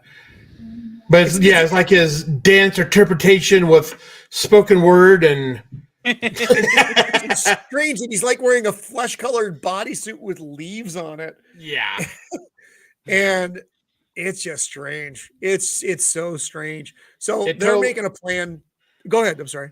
It totally fits into the theory that this is just a send-up of bullshit art house stuff. Mm-hmm. Because this is like the height of it. That's true. We have the what the fuck is this? I would give good money to see Blair de Blair do this scene. I'm actually going to offer him money. God. I would have to be way drunk to do this shit. Because I'd like to see your beard silhouetted in this shot. He would need a whole bunch, an entire gang of Caucasians to help him with this. Yeah. Oh, it would just be so perfect. Anyway, this is a bizarre fucking scene. But while they're doing this, Walter and the gang are hashing their plan to go confront this child. And there's the name of the paper. Walter did some research, and his father was actually like a screenwriter. Mm-hmm. And who's I guess fallen on, he's got some health issues now, as they say. I don't know if it'll let me see this or not because these aren't my pictures. So they show up immediately, and the dude's like, "Fuck! He spent all the money." And Walter's like, "No, he's probably got Is it a Corvette? Nah, it's play. Yeah. And I don't know. We'll see what's next as to how this is going to go. Whoa. Sorry. Oh, I know what those are. Yep. Yeah, that looked like a futon. Wasn't that a futon just beneath her, or was that a God trampoline? damn it. your stream is now there goes the going channel. to be flagged. It was nice knowing we you, saw Roman. nothing, and it was for educational purposes only. I can't even hear right. the pictures, God damn it. I'm going to pull this off for just 1 sec so I can skip ahead. Look past real quick. Okay. Well? Actually, I don't even need to pull it up right now because there's we're at Unbelievable. what's No his need house. to pull it up because it's already up. There Yeah, had to right. be a better way to say that. So Too I late. feel bad for myself, my audience. Yeah. I guess they're You know, if a down. person showed do up that. with 2 giant baby bottles, would anybody scoff? Would anybody say anything at all? I mean, seriously, Nope. Are they aren't shaped those like just boobs? okay? We could get some European bottles that kind of have like more of a rounded shape, but I apologize to Good everyone in the grief, audience for that. man. That was not on purpose. I mean, Again, do you look, on your pictures, your man. YouTube? Do you have all of the videos set for 18 plus and stuff? No, these aren't meant for children videos. So, right. So you should be good there. Yeah. I mean, And yet the children are language the first alone ones is to see enough to get movies. us an NC-17. So so they're interviewing. They go into the house, and the screenwriter's in a fucking iron lung. This is like classic Coen Brothers weird shit. yeah. And Walter's talking to him. He's like, "Really appreciate your work, sir." And he's like, "Is he still writing?" And I think it's the housekeeper or His wife. is that his wife? Yeah. Oh, I could. Okay, I wasn't even sure her role in all this. She's like, "No, he has health issues." Cool. So the kid comes out. The kid is just receptive as a piece of wood. They're all yelling at him. Walter's getting more and more worked up, and he's like, "You know what? This is fucking Is working." this you? Is This this is- you? It's laminated And- too. He's like, and the dude's like, we need to ask him about the car, man. And Walter keeps saying, "Is this your homework?" And the dude's like, "Is that your car?" And they just keep going back and forth. And then the guy's just not answering. So Walter's like, "Fuck it, it's not working." And then there's the classic. So they changed it. I forget what did they change it to on network television? This what is is it? what happens. When you Something find on a the stranger Alps. in the Alps. Yeah. This is what happens when you find a stranger in the Alps. Which is not what Walter was saying, kids. No. He's taking a crowbar and smashing that Corvette up. Yes, it's it's unwanted prison sex. I'll give you just that, so I don't shout it out loudly as Walter did anyway, because then my neighbors are going to wonder what's going on in the garage. Again. What's Roman got going on over there? Is he having one of them parties? Anyway, so Walter starts smashing the Corvette with the crowbar, and then a guy comes out and is like, my baby. It's like, "I kill your car now," and he goes over and he beats the shit out of the dude's car. He's like, "No, it's not his car," and he just beats the fuck out of it. And then they're driving. Then there's In and Out. The whole In and Out. It's like Yeah. subtext in this. Goodman was Because when doing they were the, talking about it in theaters, like, "Yeah, it's over, blah blah blah blah," near the In and Out. He's like, "Well, the In and Out's on." He's like, "It's near the In and Out." Well, if And you then- remember, I don't know how many people were from Southern California, especially around True. that time, but John Goodman was doing the radio reads for In and Out at that time. So it's even funnier that the Oh my Coen God. Brothers put that in there because John Goodman was doing their commercials, Coen their Brothers. local commercials. God. Yeah, So In and Copa, Out was a hamburger I'm in joint in Southern Koreatown. I'm in California. Koreatown, Los Angeles, man. So Oh, I okay, know a yeah, lot yeah, of the yeah. stuff you're talking about. It's Yeah, all right. So you're Hollywood so you're loves chilling talking there- about itself. So you're chilling there at It's Always Sunny's bar right now. This is my own homestead. This is just my Okay. smoke-covered homestead in the background here. But yeah. I mean, it's like I go down, I'm walking distance from the Wilton Theater, Wilshire Yeah, and I know where you're Western. at. So Yeah. Yeah, But, they drive home and the windshield's all gone. Thank you. And they're all They're eating like- hamburgers, so they went to Yeah. In and Out. Yeah. So they're all eating In and Out. And then he gets taken again. Lebowski. Who gets him this time? Doesn't he get abducted no. again? Okay. So they come from eating burgers. He goes home. That's when he hammers the wood block in front of his door to stop the door from opening. But it's completely open. Yeah, the the wrong other way. direction. Idiot. Yeah. Classic. And that's right. He put a chair in that to brace the door lock. And the door opens the other direction. The chair falls. Jackie Treehorn wants to talk to him. Treehorn. And there he is. This is the guy who pissed on his carpet. Yep. Is now back. Well, these are his guys who pissed on his guys. They're the thugs. Oh, that's right. They came and got him. Yeah. Yeah, this is He the knows. dude He knows. from, He knows which Lebowski he's getting this time. Yeah. User Lebowski. Yeah, this is the dude from Roadhouse. Roadhouse. Yep. Yeah, the bad guy, Wesley. See, we brought it back to Roadhouse. Nice job. When did that movie come out? Good job. Roadhouse? 88? 88, something like that. 88 or 89. And this movie is when? 95? 98. 98? Okay. But it's set in 91 or 92. So Yeah. Mm-hmm. It was. I'm just wondering about the Roadhouse connection because we also have the Cowboy is also. But, Roadhouse, 89. So Jackie wants his fucking money back is basically what it comes down to. And the dude's like, well, I know where it is. It's with this fucking kid, blah, blah, blah. He's kind of a dickhead. But then he drugs his Caucasian while he's talking to him. So he gets real weird real fast. Actually, I might need to screen the pictures on this. Now that I know they're going to throw me some oddballs. So sorry about that again, audience. Yeah, that's what I call them too. Oddballs. Giant dick picture. Oddball. Lebowski. Saddam Sick man, Hussein. Yes, I am. No, I think we're okay. We're okay. Okay, so now that I'm sorry, I have to screen the pictures because things okay. went a little poorly there. So his Caucasian's gotten drugged, and now we're in a dream sequence again, and it's actually really funny. The Saddam Hussein thing is just fucking hilarious. Hey, Greg, how you doing? The Gulf War is just kicked off in this movie, so it's like in the news in the background. Mm-hmm. Oh, hey, Gray from Wakashishi's Tea House is here. Gray, Wakashishi's Tea House. Well, that's where he gets not abide by. He sees what's his face, Bush, doing the speech. Yes, and he likes it, so he starts talking about. It actually says Saddam on his little suit. That's so funny. Okay, quick side story, and this isn't very lengthy. I did a personality test, and I've done it twice now over the course of many years to see if there was any difference. And unfortunately, I come up with the same personality type as Saddam Hussein. I mean, makes sense. I mean, yeah, I can see it. And you know what's worse? My daughter is also Saddam Hussein.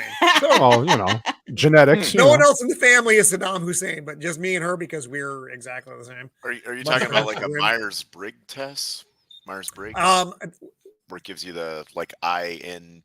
Yes. Well, there's actually that. There's two of them.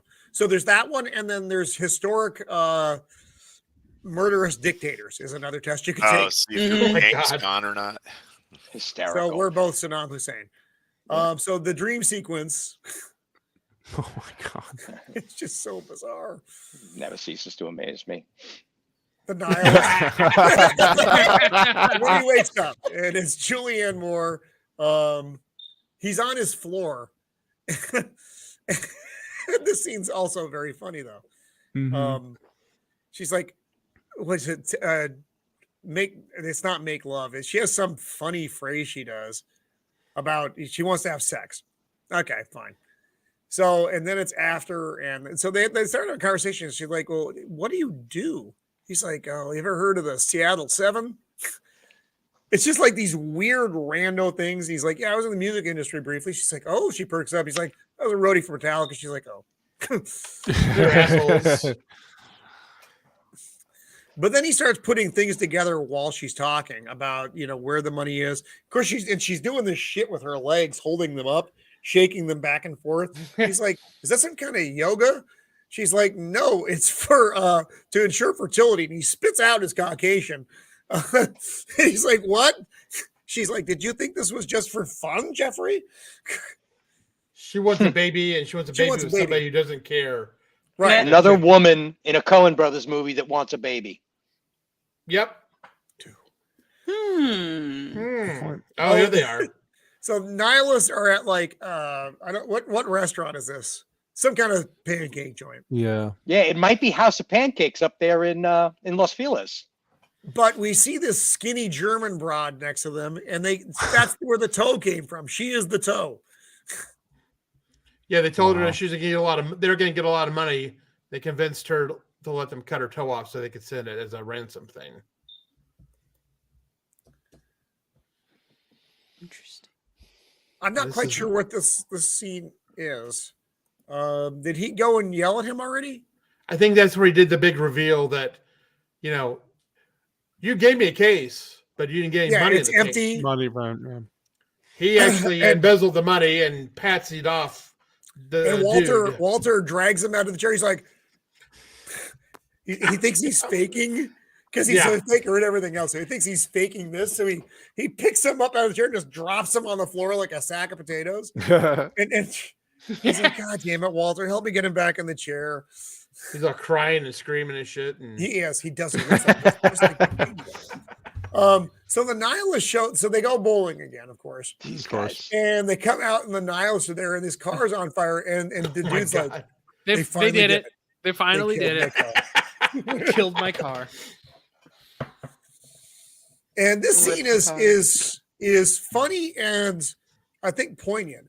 Because this is where Donnie is looking to Walter for protection. He's like, they're not going to hurt us, are they, Walter? He's like, no, Donnie, these men are nihilists. They're cowards. They're not going to hurt us. But they bring swords, which is fucking weird. And they keep, and the gig, the jig is up. They already know that. Oh my God. Bunny has gone back to the house. She went on like a trip to see her friends or something. Just didn't tell anybody. Yeah. And the nihilists still want their money though. And they're like, we're not going to give you any money. And Walter's like, ransom. You don't have any leverage. Without a hostage, there is no ransom. And these are the rules. Again, it goes back to hard rules for Walter.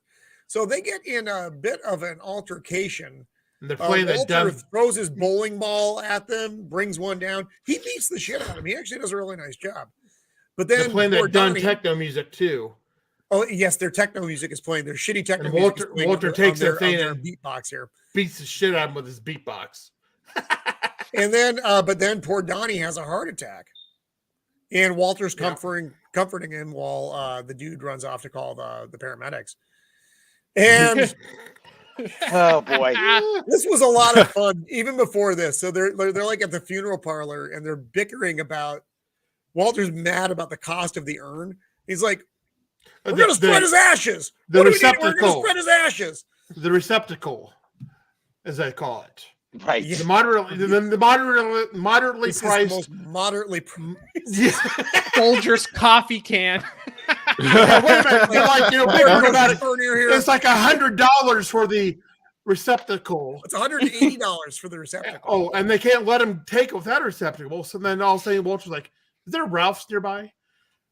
And next thing you see is a coffee can, and Donnie gives made his it. whole speech. They start talking about Vietnam, and then he just throws the ashes, and the wind blows them all back on the dude.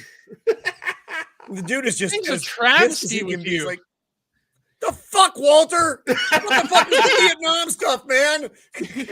You weren't even in Vietnam. Oh, it's just he's just covered in Donnie there. And then he's like, I'm sorry. It's kind of funny because Steve Buscemi, he's went through stages of death with the Coen brothers. So I believe it was in Miller's Crossing, he was shot, killed. Mm-hmm. And then in Fargo, he was put in a wood chipper, and now he's been burned. Yep, been burned. Yeah, and ash. And he's ash. He can't get much smaller after this. Yeah, he keeps getting diminished each death. Yeah, I tell you, between the Coen brothers and whatchamacallit, Tarantino, how many different ways has Buscemi died? Oh yeah. Yeah, really. Take care, Gray. He's got to go. Oh, great. Right on, buddy. Yep. Thank you for stopping by. Yep. During Go your celebrate his workday. birthday on Saturday. He's got a birthday stream this Saturday. Happy birthday! That's great. Didn't Gray just say he was talking about drinking alcohol? And now he's going back to work. You go, buddy. You go. Yeah, No liquid one tells lunch. Gray what to do. No one puts a leash on him. He doesn't mix Caucasians, by the way. He only mixes grays. Yeah, he says, I'm planning to do a midnight diner, start with a bottle of Kirin, then move on to some sake. And now unless the work he's talking about is back to drinking. Maybe. Well, if he's got a birthday stream coming up, we definitely got to plan on being there for that. Mm. Yeah, when is that? Although Mrs. of the Empire's birthday is on Sunday, so I can't stray too far. Well, what you course. do is you just start drinking on Saturday and you roll all the way into Sunday. That's right. Dry out on me, Monday. That's 'cause big I'll brain die. thinking right there. I'll wake up with a pillow on my face again, and I'll be like, honey, and she'll be like, oh, you're fine. Don't worry about it. I'll be like, what are you doing? She'll be like, nothing. And that's it. That's every time, man.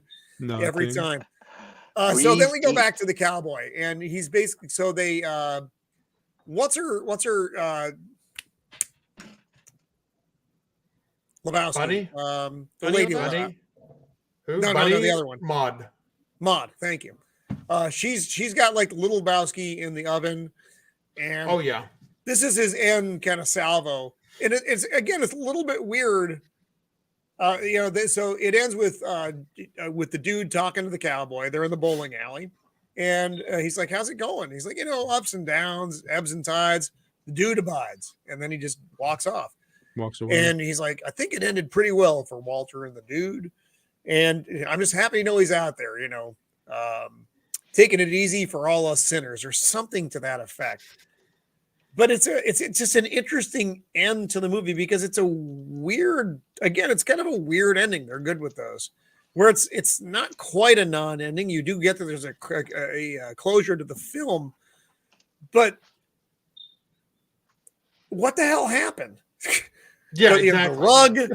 It's a weird ending, man. It's just kind of there again, just like No Country for Old Men. It's just kind of like it's over. Right. It's kind of like it's like open for continuation for like a sequel that will never arrive. Right. Well, Yeah, no, yeah. not at this point. There'll be one in like 5 years from now when it, like just nobody's like, what? Yeah. There was a movie? What? There was an actual Oh, sequel. Lord. John Turturro made it about the Jesus. It was Yeah. do not watch it. Oh no. Yes, Oh, it it's was bad. terrible. It's bad. Nobody fucks with the Jesus No. Except that movie. except that movie. Apparently. Wow. All right, that was The Big Big Lebowski. Lebowski. It's a Yeah, and there's one other point that should be made about the Big Lebowski, and that is if anybody who has read the old 1930s, 1940s detective novels that are all set in Los Angeles, this movie plays out kind of the same way. A band of eclectic characters. You're all over the map. You don't know who to trust. The country sheriff is totally corrupt. The city cops are not listening to you. It's like it's totally a noir, but set in the mid 90s, or set in the 90s. It's almost like the Coen brothers just transmuted it to 1991, so to speak. Yeah, But it's still a noir novel. It's like a Raymond Chandler noir novel, like The Big Sleep. That's probably why it's called The Big Lebowski. Yeah, He exactly. wrote The Big Sleep. It's a good point. Yeah. Big That's probably Sleep why was also a weird effing movie that didn't have much of a point. The Big Sleep. What you talking about? The The Big Sleep didn't- contemporary one. No, I mean the classic with Humphrey Bogart. The plot was very bizarre in that movie, and I don't think it made a lot of sense. Yeah, I think it takes there's a lot multiple of viewings to watch it because the plot's so intricate. It's weird, yeah. You have multiple plot threads in rabbit holes that Humphrey Bogart's character goes down in order to get to the truth about what exactly this family is into with the Big Sleep, and that kind of mirrors what's going on with the Big Lebowski, other than the fact that Big Lebowski doesn't care about anything but his rug. There was a remake. It really brought the room together, man. It really did. There was a remake of The Big Sleep that was done with God, I forget his name. He was one of the guys. He played Trapper in the original MASH movie. Goldstein. I know what you're talking about. It wasn't The Big Sleep though. It was a sequel. He was still. Oh, it was the The same Long character. Goodbye. It was The Long Goodbye. Yeah, goodbye. The Long Goodbye, Yeah. and that was like a contemporary '60s take on the whole thing. But it kind of goes down that same path where you're just like, what is going on in this movie? It's like so bizarre. See you, Zim. Yep. Yeah. There was a Paul Newman movie in the 60s called Harper that did the same thing. It was another like contemporary noir that you didn't know. The plot was so intricate and the ins and outs. By the end of the movie, you're kind of like, what the fuck just happened? What just happened? Right. Yeah. Yeah. A lot of feel those that way about Chandler most novels of are my like life. that, where you're Oh, not yeah. really sure. If you're not paying attention, it gets really convoluted near the end. And then you go back and read it again. You're like, God, I'm such an idiot. Of course. Right. What's funny about Chandler too is he said it's not so much about where the plot takes you, it's how it makes you feel as well. So he can easily just be writing just to make you feel a certain way. Feel something. But it doesn't Right. really have anything to do with the plot. That was a very interesting take he had. Mm.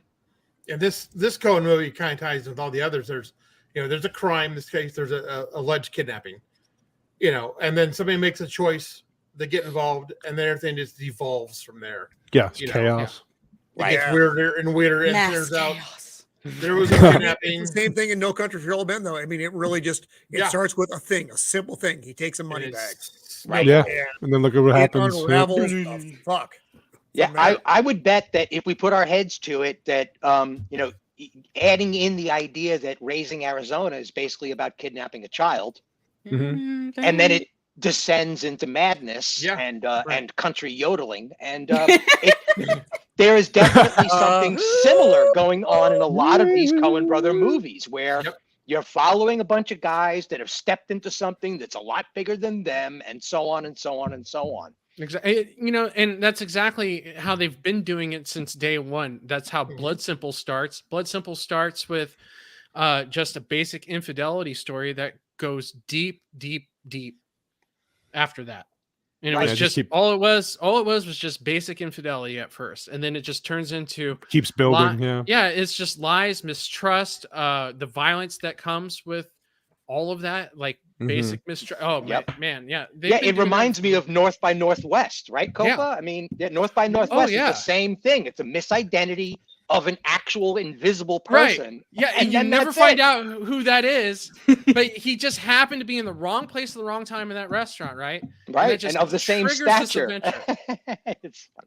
Yeah. Yeah, we talked about that movie, Simple Plan. Simple Plan. That was a good movie. Yeah. Oh, that was a great one too. And Sam Raimi's a good friend of Yep. the Coen brothers. Of course. Yeah, we mentioned it had that feel too. Yeah, exactly. Yeah. They find the money and they decide to keep it, and bad things happen. Yeah. It just gets worse and worse and worse for them. Yeah. I feel like there's life lessons to be learned in these things. Just There's- like yeah. if something falls in your lap and you're like, I probably shouldn't do this, and you do Don't it do it. anyway, bad things are going to happen. Right. More of a curse Right. than a I have blessing. found a Yeah. satchel of money in a drug murder scene. I think Yeah. I shall take it. Nobody's gonna notice. Yeah. What he should have It'll be done, fine. he should have stole a few of those stacks and just walked away. Just left the Right. briefcase, just taken Yeah, a handful exactly. of the stacks off the I- top I- and walked away. That would have been Could've I my have away a with that. pothole in No Country though, which bothers the fuck out of me. Oh boy. What's that? So he knew it was $2 million in cash, right? Mhm. Who? Llewellyn? Yeah. Okay. If Llewellyn knew it was $2 million in cash, that means he counted the cash. If he counted the cash, that means he emptied the briefcase. If he emptied the briefcase, he would have found the tracker. Yeah. Oh. I have to watch it again. It wasn't in the Yeah. the lining of the briefcase. No, it's just No, under it was in- stacks it was in of there. stacks of Oh. Yeah, it was money. in It's a like, stack. yeah, it's like 4 down, and it's Oh, okay. big. It's like a pager. It's not Yeah, like it's, a. it's, Oh, that's yeah, right. nothing That's in right. there. It was Oh. the 80s, it was like a big old Yeah. chunk. Wow. Yeah, Right, the tech right, wasn't right, that right. good. Yeah. I wonder this if is maybe lessons. like That's somebody my else- old people. he- If you're gonna steal money, count it, get rid of the tracker. Maybe, Yeah, maybe take he's that autistic. motherfucker out of the case. He's autistic like Rain Man. He just took one look and said $2 million. $2 million. Definitely Definitely $2 million. Yeah, $2 million. definitely $2 Definitely. million. $2 These million. guys in the Yeah, case, the amount of definitely stacks 2 that are on million. top, and the probable stacks that it is deep, it must be this much. The other thing about that movie, correct me if I'm wrong, is if he would have just taken the money and left and not gone back to like try to help that one guy. Ultimately he would have come back. He still needed to count that motherfucking money, because he needed to find that transponder. Yes, if he hadn't gone back, it would have gone a lot easier for him. And if he point. dumped that fucking bag out like any normal person would have, he would have found the transponder, stuck it on a fucking armadillo, and let that motherfucker run. And then Sugar would have been like, "You have to. I'm going to flip this coin."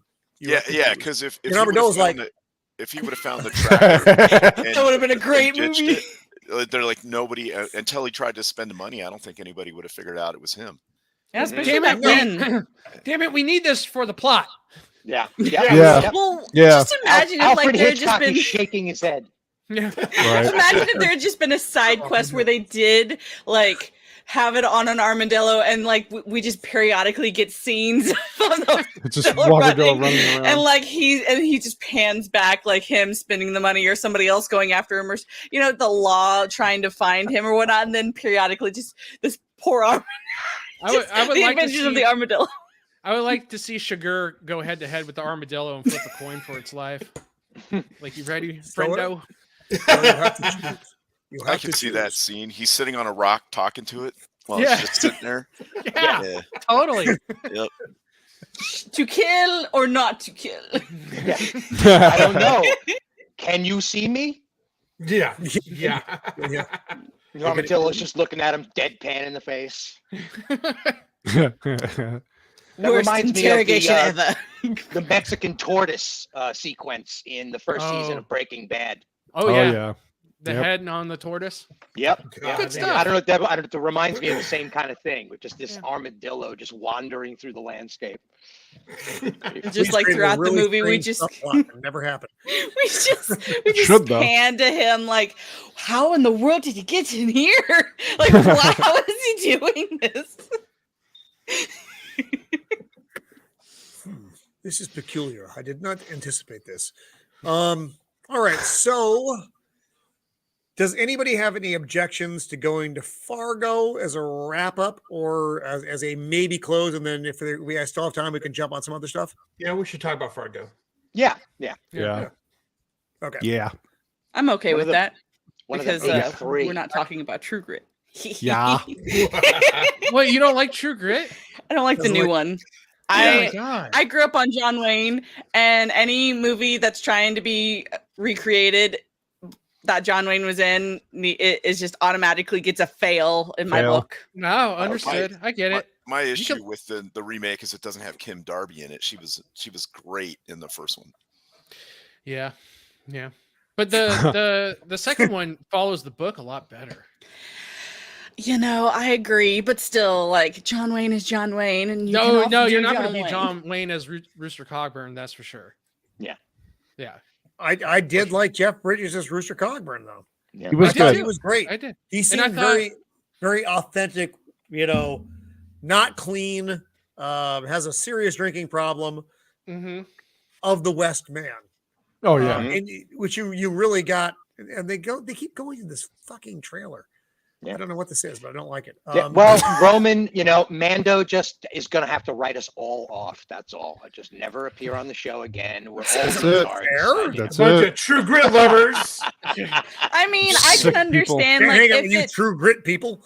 John Wayne if for there life. had never been a John Wayne True Grit, I would have liked this movie. But the whole time I was like watching him, like, it's not John Wayne. Yeah, It's not that's- John Wayne. It's not John Wayne. It's not John Wayne. Haley Steinfeld killed it as Mad. She was great. She I was great. agree, man. I agree. Oh, that was the It's kid, like, yeah. all of the John Wayne discussion aside, as a standalone picture on its own, I was really surprised. Westerns are really hard to pull off, and they That's did true. it.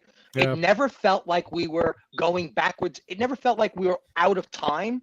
It felt like we were really there, like there were cameras in the Old West. Give me one sec. I will be right back. So this someone may have had too many Caucasians. Oh, boy. Nah. Oh boy. That's a real hard thing to pull off. I think that The Unforgiven with Clint Eastwood was another one Mhm. that was just Mhm. like, wow, man, this must Yeah. have been what it was really like. Yeah. Yeah, What did you think of the remake of 310 to Yuma? I thought it was. I thought that I one thought was it was another good. one Yeah. that was There's a really remake? solid. Mhm. Yeah. Yeah. It was a- Russell yeah. Crowe and Christian Bale. That was Yeah. pretty good. Oh. That was a Fantastic solid movie. Western. That was a Yeah, solid fantastic. Western.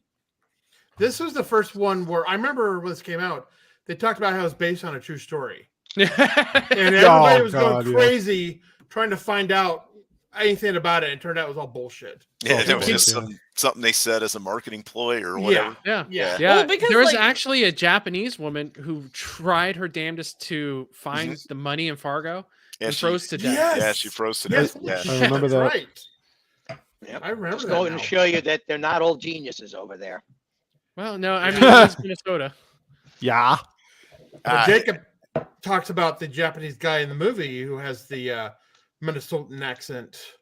Minnesota. Oh my, Smile a While isn't in the chat. She's a true, authentic Minnesotan, and dang it, I'd like to make fun of her whenever I can. Who is Yeah. this? Look But at that Smile- shot composition, by the way. That is a beautiful shot. Yeah. Yeah, that's good. They really are showing off at this point, which is why I by the end of this stream, I want to get into at least an honorable mention of "Oh Brother, Where Art Thou?" Because to me, it's kind of the culmination of their serious side and their comedic side. It's dangerous and silly at the same time. Mm-hmm. That one, and it's almost like they're honing a craft, like they're finally gained a grasp on their visual language. It really is Raising Arizona and No Country for No Old Country- Men kind of yeah. squashed in together. And like I do love because like I love reading the Iliad and the Odyssey, and like the fact that it's kind of loosely based off the Odyssey. I'm just like, Like, oh yeah, there's the sirens. Yeah, Those are yeah. weird looking. Yeah.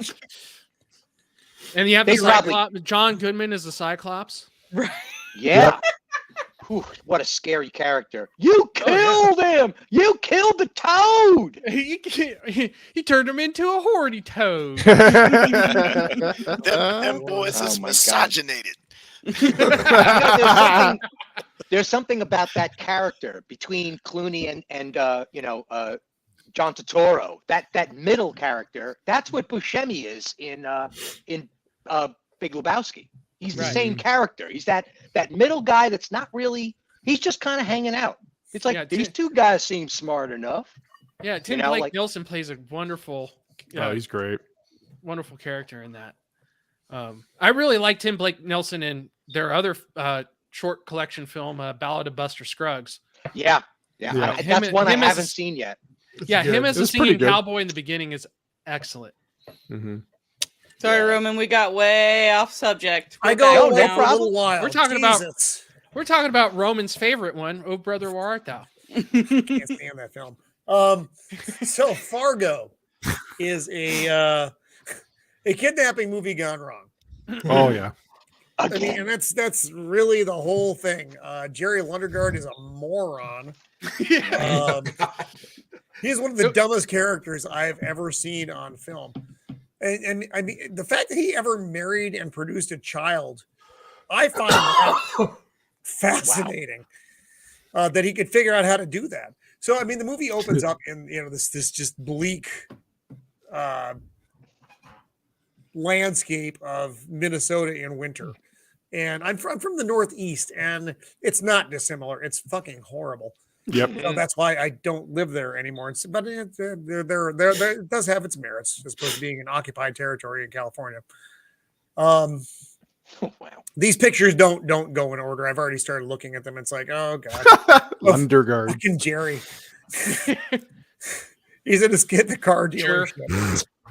This whole guy's thing great. started because he was doing a deal, his Yeah. deal, with the parking lot to his father-in-law, and they're like, "Yeah, Yes, good he deal, was good deal." trying to get this money. And he thought Yeah. he was going to get all the money for it, and they're laughing at him like, "What do you think? We're going to give you all the money?" Yeah. This is my And- deal.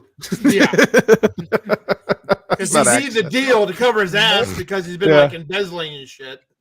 He has, because he's created this giant money hole for himself. So he's devised this kidnapping scheme where his wife gets kidnapped, and his father-in-law will pay the ransom. Mm-hmm. Okay, that's fine, except he's dealing with people who are fucking crazy and no people. And he got his what's the mechanic's name? The Native native guy. God, I can't remember. Can't remember his name. Ah, Yeah, he recommended the guys. Yes. Well, I And only then- vouched for the one. I didn't vouch Yeah. for the other. for his But friend. it's all yeah. the same. I need to get a hold of him though, you know. Yeah. So at this point, he's dealing with these customers, and this is your introduction to Oh him. God, this is so good. I didn't realize that Frances McDormand doesn't come in until like 30 minutes into the film. Yeah, it's a while. Yeah, I was watching. I'm like, fuck, I didn't remember it being like that, but it was Mhm. like that. So he clear coated this guy's car, and the guy didn't want the clear coat because it was like $500 yeah. more. I didn't want the true And- coat. That was Well, great. you know, and they do that at the factory. I don't have any Yeah. control over that. And he's like, well, let me go talk to my manager. And he asks him if he's like, he walks in and he's like, hey, you got extra tickets for the whatever? The He's like, Gophers. Are you out of your mind? He's like, yeah, I've never seen him do this before, but he's willing to knock off $100. You're a fucking liar. The guy is so The mad. wife's like, oh my God. Yeah. Well, this is back in the day when car dealerships were fucking weaselly Oh, yeah. fucks.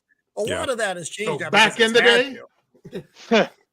Yeah, I'm with Pretty Blair much, on if you that walk one. onto a Back in car the day. lot, you know what you're paying. If you haven't worked that out for yourself, I don't know what to tell you. Yeah. Number grief. 4 is the winner. So they're driving on the way there, and this guy doesn't fucking talk a lot. The big Russian dude. Pancakes. He wants pancakes. He's like, well, I know, but maybe I got this place where we can go get laid as well. Yeah. He's like, well, I want pancakes. I'm hungry now. This is after he meets him in Fargo and tells him about the deal. right? Yes. Oh my God. And he's trying to explain this and because he's like, well, I don't have the cash now. What the fuck is that guy's name? Whatever the Stormare's Indian character, Peter Stormare? Grim. No. The Native American who set up the deal. I think his name is Stephen Shear or something like that. No. The character's name. Oh, the guy in the movie. Oh, I'm sorry. yeah, Then so what it's is still- Parrot's it's like- name? Shep Proudfoot? Shep Proudfoot. Yeah, Proudfoot. That's it. Yeah, because Jerry's trying to explain. Well, Shep should have told you because remember he shows up late and he's like, "We've been sitting here for an hour. He's had to pee 3 times already." He's like, "No, Shep told me it was going to be at 8:30. There must have been a miscommunication." It's like, you said that already. And then he explains, "I don't have the money. I don't have the money now. It's not a cash now kind of thing." He's like, but he's got the car that he promised them. The Sierra. And Shimmy basically gives up and he's like, "Oh, fuck it. Let's go look at the car." And then they're driving. He explains because he doesn't. He also doesn't understand. You want your own wife kidnapped? He's like, "Yeah, it's not me. 'Cause I'm not." He's like, "You're paying the owner ransom." He's like, "No, it's my father-in-law. See, he's like really wealthy." Great thing to tell the kidnappers, by the way. Good job. Yeah. Yeah. People you've never met before who are obviously of dubious character. Mm-hmm. The poor Oh, this kid. kid This kid's a hoot. can't play hockey. Yeah. I like how the mom is like wearing like this, not quite outdoor wear inside, but Yeah, because she's it's Minnesota, it's cold fashion as is fuck. Very It's, peculiar. Yeah. So he sets. So there's a meeting with his father-in-law, who's kind of a dick, and because Jerry wants to set up this parking lot thing. It's a weird. It's my scam. deal. It's his deal. It's my deal. his It's my deal. deal.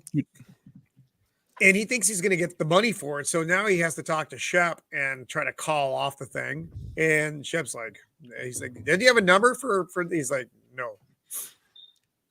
And that's it. He's like, "No." It's just over. There's no further conversation about it. Jerry's just such a. Oh, he's terrible. Yeah.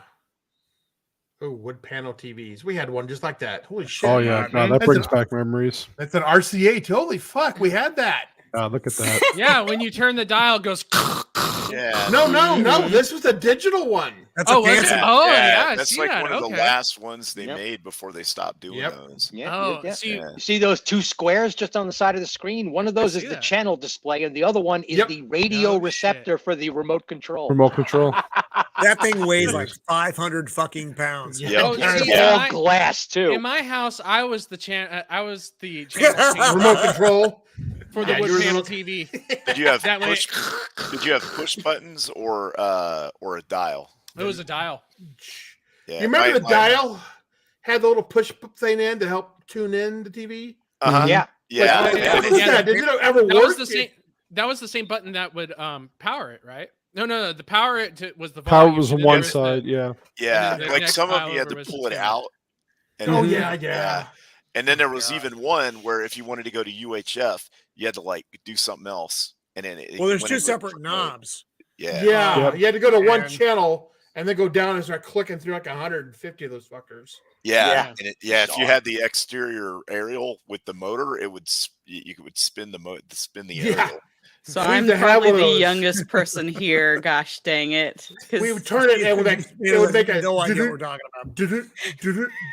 noise. Yeah. I just wanted to note that that Buscemi's partner, the guy with the bleach blonde hair, this is the Mhm. second time he's needed to get pancakes. Oh, Yeah. yeah, that's He right. mentions that, yeah. I He wonder. mentions he goes to get pancakes in Big Lebowski. Don't Big they Lebowski. go to a They get- pancake house?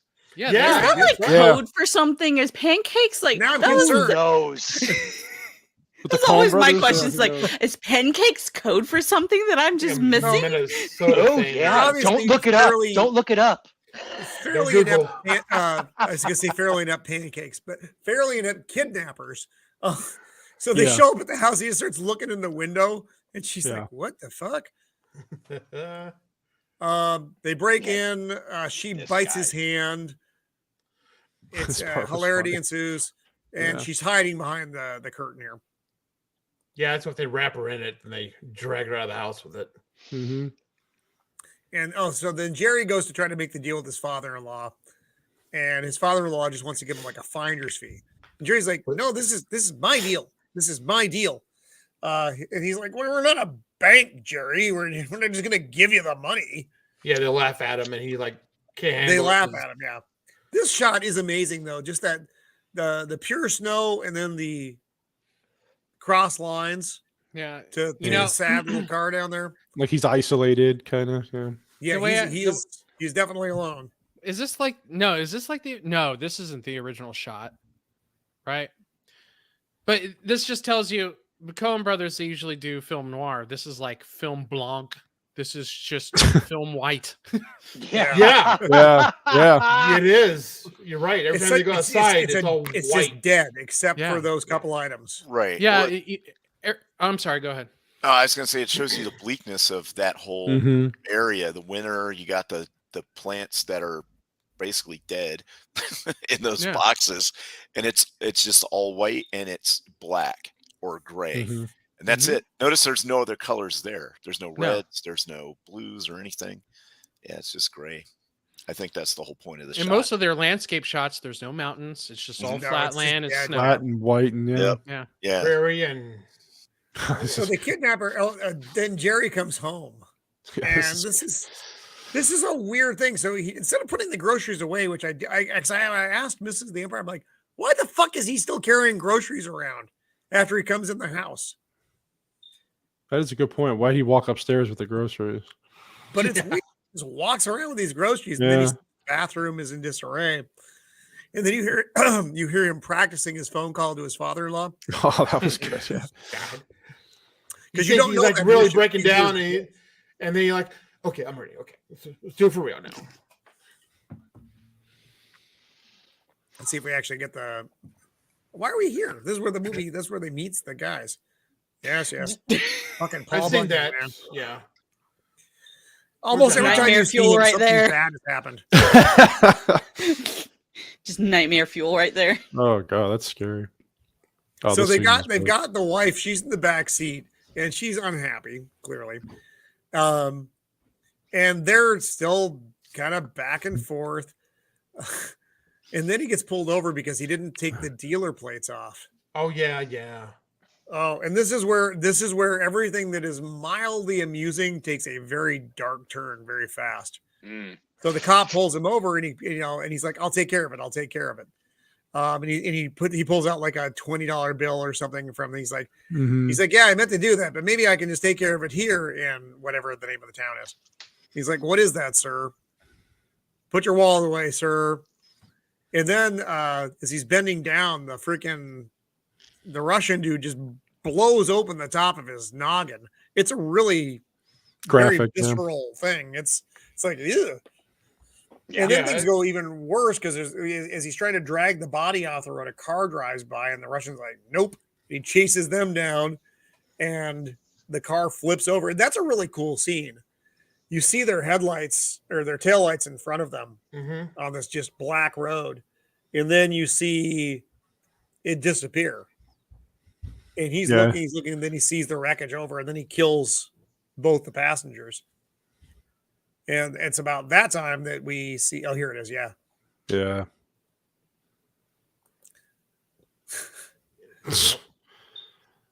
He's chasing him down. That hair. He's very intense. He's not quite Anton Chigurh, but he's very similar. Pretty close. In that he's a silent, fucking clearly psychotic, who is just driven by whatever the fuck he's driven by. He plays another similar character to this as the doctor in Minority Report. You're right. Yes. Yeah. Quirky, a little weird, almost cartoonish, but obviously dangerous and scary. Was he also the bad guy that made the snuff film in 8mm? Oh, he might have been. Yeah, he was. He had a career of all this. Yeah, that was another good movie. And he played the crazy Russian astronaut in Armageddon. Yep. Yeah. So And wasn't he in Hansel and Gretel? I can't remember if he was or not. I don't know. Let's bring up his IMDb page. And I like the scene when he's chasing these down, when he's dragging the cop. The two people drive by are just like totally gawking, Yeah, like, what is this? They slow down. It's like, oh no. And everybody's like looking at each other. He's like holding the legs of the cop up. Everybody's staring at each other in the face, and it's like, oh shit. He wastes no time. He drops the cop, gets the car, and runs him down. Right. They had no chance. And then the phone call. There she This is when goes. we meet. What the fuck is her character's name? Oh, I God. got the thing up here. Isn't that terrible? Marge. She's like the main character in the movie, and I don't Marge know her name. Gunderson. Marge Gunderson. That's right. Margie Gunderson. Margie. Why do I? Oh, sure. Why do I Sure, feel yeah. like that was a character from The Symptoms? That's Oh, what it yeah. sounds like, Marge Gunderson. I mean, So we don't Marge really- is the mom from The Simpsons. That's so- true. Oh, And that's also the voice I hear for Mrs. of the Empire. right. But she's gay. She is Other married than- to one of the Conans.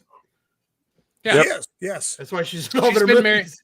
married. She starred in Blood Simple, their first film, and they've been And she married. was also since then. in Raising Arizona. She was the wife of his foreman. Yeah. Almost unrecognizable. She's also in Tragedy of Macbeth, Joel Coen's single directorial. Oh, is she debut. in that? Yeah. Yeah.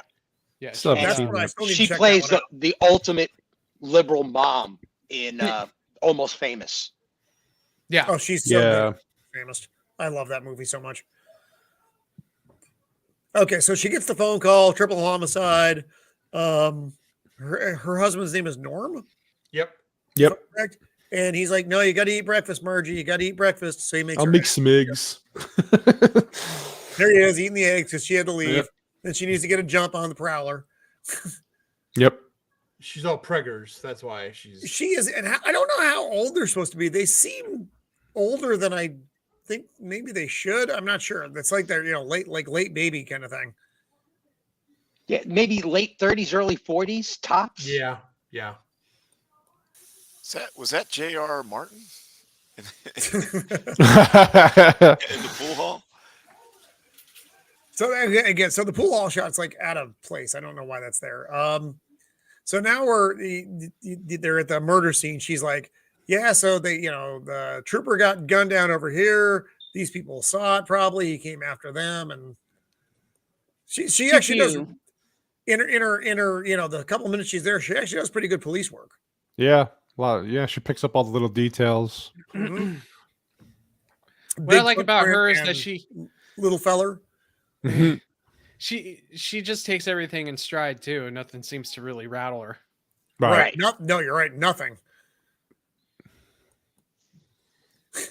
And now fucking idiot Jerry's trying to work the deal with his father-in-law and his advisors.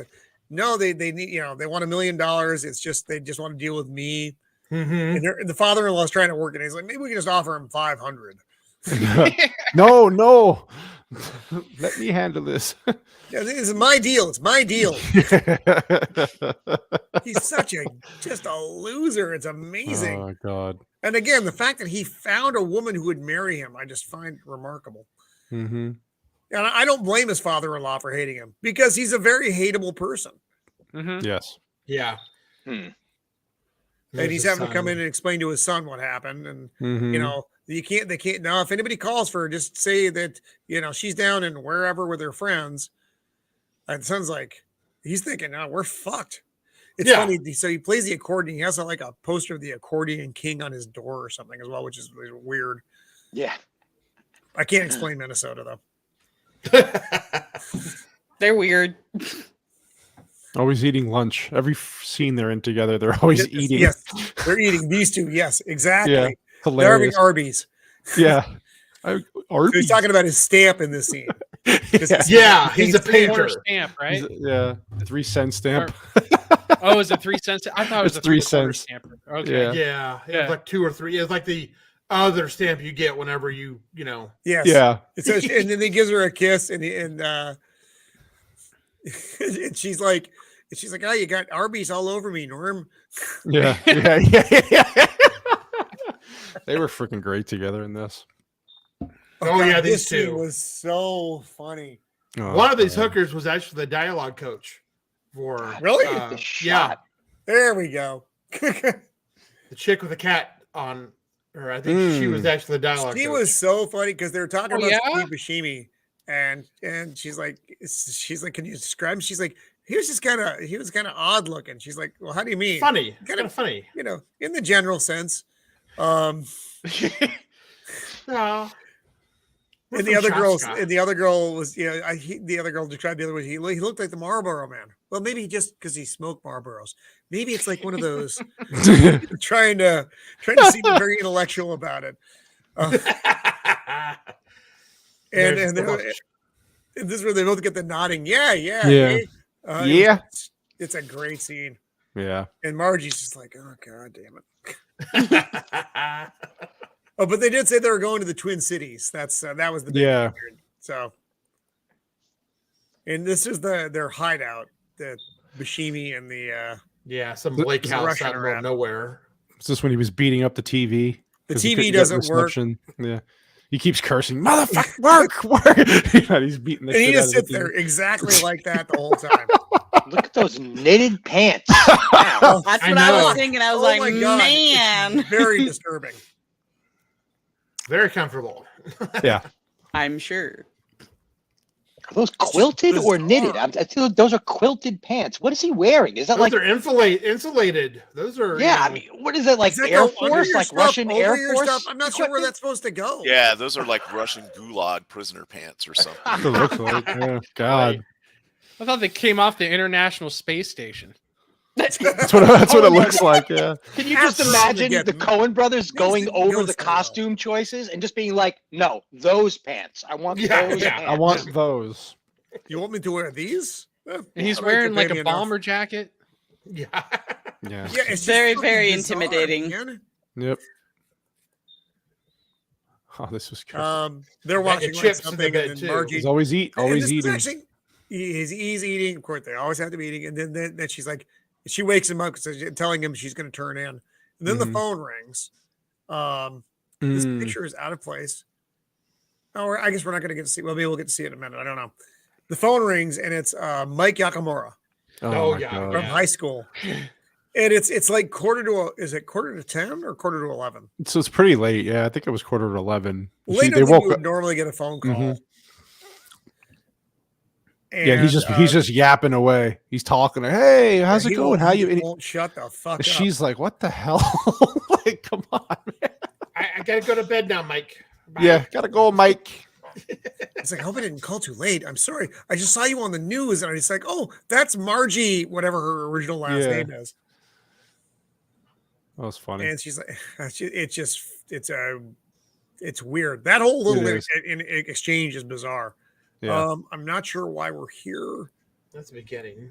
This is the phone call he gets where the guy is trying to get Oh yeah. because they gave him, VIN they gave him the numbers. money for the cars, and Yeah. now they need the VIN verification for serial numbers. Mm. Yeah. And he's like, well, I'll have the girl fax it over. He's like, no, the problem is the fax is illegible. He's like, I yeah, I'll can't just send read it it. right over. Yeah. Keeps saying basically the same thing over and over again. Yeah. Okay, Yep. okay. I'll get him to you. I said I'll get him to you. I'll get him to you. And the dumb fuck look on his face in this It's classic. pretty much says everything you need to know about Jerry Lundegaard. he's like a dead fish. There's Yeah. just nothing there. So Oh, the Jacob's child gotta he go. gave birth to, did he grow up and become the Brad Pitt character in Burn After Reading? Oh my God, maybe. That's a good point. That poor kid. Connected Oh universe. god.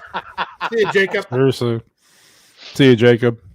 Bye, Jacob. Oh, Night, Jacob. Is this Jacob where they- Ironside, our man. What did he say? Oh, he actually has. What did he say here? Or don't they remember that. were. Oh, Actually, I yeah. remember that. Yep. so is this where they decide that the father is going to do it? Well, that's what Or the is that- father decides. That the father's decides going to it. do it. Yeah. He's like, It's no, like, I cannot no, trust you with this important task, dum dum. I shall do it.